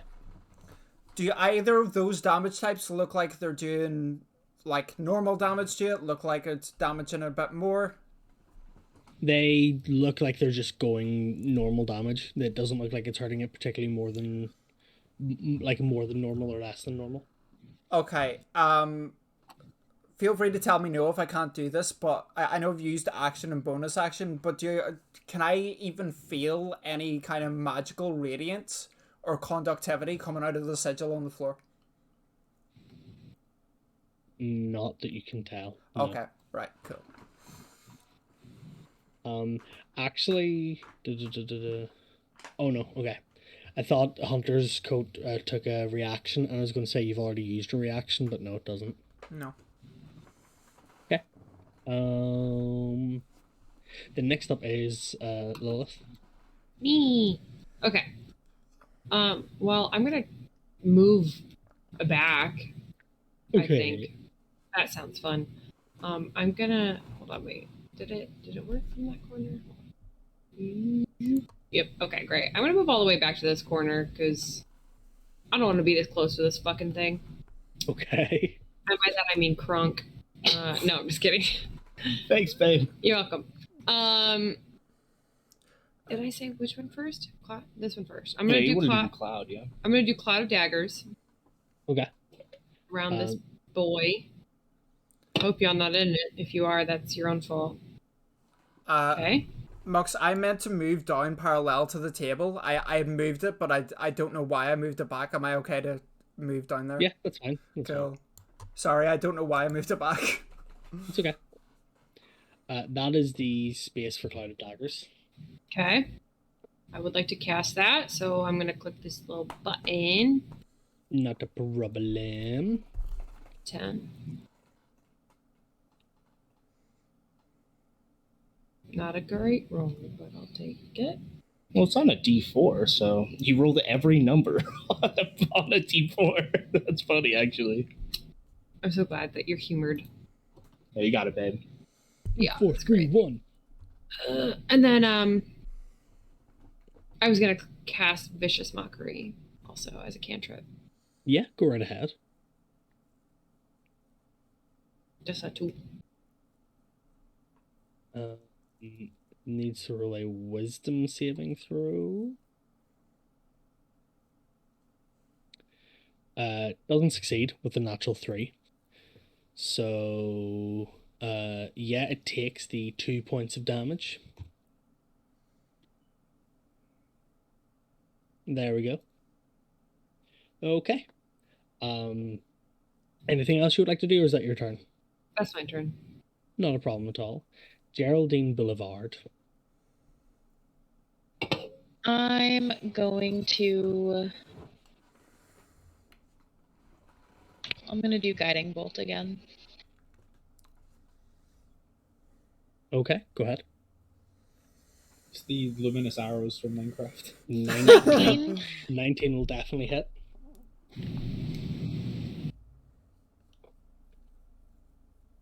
There's 17. 17 points of damage. Okay, Ooh. go ahead. That's spicy. And I'm gonna do the archer shot again. Okay, go right ahead.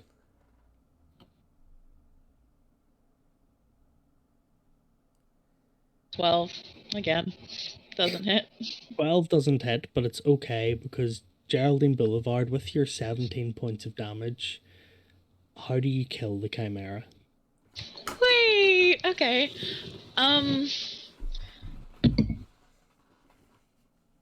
I didn't really have a plan. It's okay. If you want to pass it to me. Yeah, you can go ahead and do it. I didn't really have an idea. So, Geraldine, throughout this entire dungeon, you have been, following behind your friends, quite literally invisible, watching them kind of get on without you. And you've found some possible dealings that your family may be doing some shady things that you didn't know about. You know some of their shady things, but not this one. And in a quite literal stepping into the light moment, as this coalescence of stars surround you in the form of a magnificent hunter aiming his bow, you step through the cloud of galaxy that forms this gentle film around you, and you raise your hand up, clench your fist, and like a mighty Zeus bolt throw a guiding bolt. It arcs through the air. As the creature closes its mouth from its mighty fire breath, your guiding bolt pierces just beneath what would be its Adam's apple and cuts clean through. As it continues to repeat, the Aegis chapter shall not forget this betrayal, but it does so with its mouth filling with blood, pouring out over the edge, and it looks at you. And with a creepy, faint smile, the elven body reaches one hand up, coats its palm and its fingers in blood, and falls limp.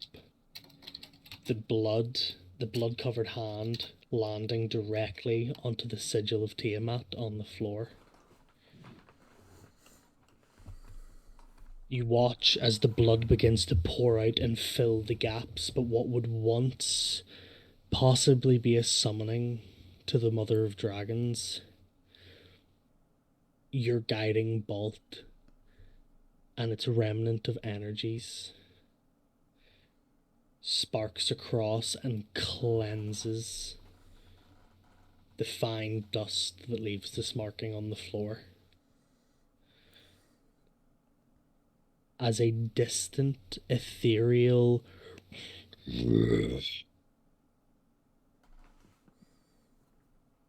can be heard in the back of your minds, echoing through each hall in this dungeon,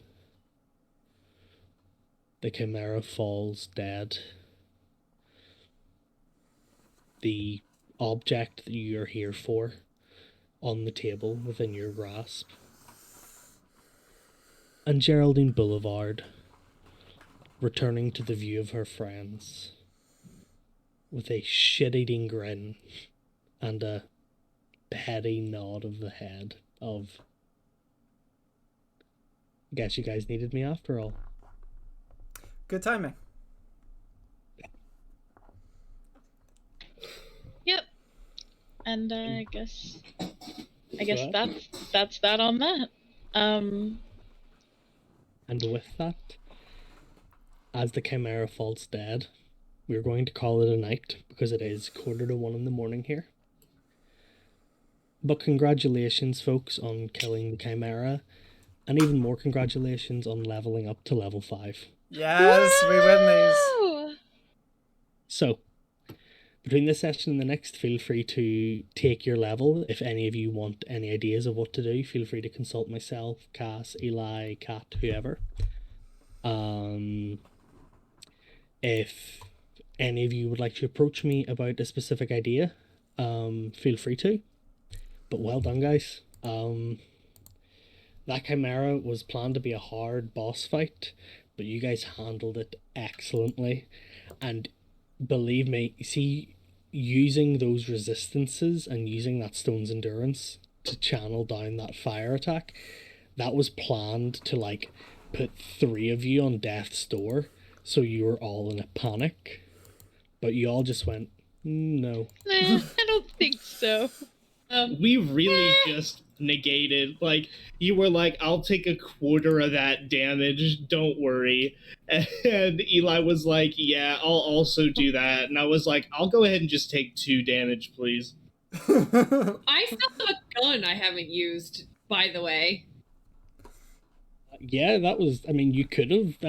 I still have a gun. I've still not drawn my sword. Drazen has still not drawn, like, not even drawn his sword to fight at all. Specifically, just used magic. This whole campaign, or the... This whole campaign, Drazen has not drawn his sword. Not yet. I would also like to point out that the gun would count as a weapon attack, so you could get your extra psychic damage anytime you just unload a round into someone. Yeah, and you could use True Strike for that as well. Yeah. So there we go. Thank you very much, guys. Everybody who's watching, thank you so much for staying around. I know this is a slightly longer session. We're hitting 4 hours. We've just had 4 hours on the stream. But we've done really well, like, numbers-wise. Yeah, we've hung We have in. done amazingly numbers-wise, and thank everybody so much for staying around. Hopefully you guys enjoyed it. Hopefully you'll be back next week for Cass's one-shot. Yeah. I'm excited. And then the week after, we will be back to regular, the campaign as normal. We'll be continuing on for the foreseeable future. But yeah, thank you guys very much. We usually read into the welcome in, but it does not look like they're on currently. D4 is live, and so is Tabletop Notch. So is Twick and Squadge. Twick is live. Dude, I love Twig so much. Me too. Shall we read into Twick? Yeah, we will read into our dearest Twick one. Yes! That's my baby. Yes. Thank you guys so much for coming. Thank you guys so much for supporting the stream as always. I'm going to look at the result of the merch poll. And if it's positive, we'll get around to bringing people in. Not bringing people in, making merch and like bringing artists in. Our special merch designers we have on tap. Yeah. Yeah, exactly. It's just Mux though and me in a room, like in a very small room with a sewing machine. Yeah, exactly. A sewing Screen machine. printing everything. Your Eli is screen printing everything. Mux is whipping like, go faster. Is this Alaska's wet dream? Might be. Ooh. But yes, Mux going, my hands are too big for this. God, babe. Should we play the outro? Do you have an outro? Or do we just do the intro again? We don't have an outro, but we can play the video again. I wanna. Okay, so we will finish off with the intro as the outro. Remember, don't speak until I say we're done. Let's just mute. Okay, thanks very much, guys. We'll see you later. Bye.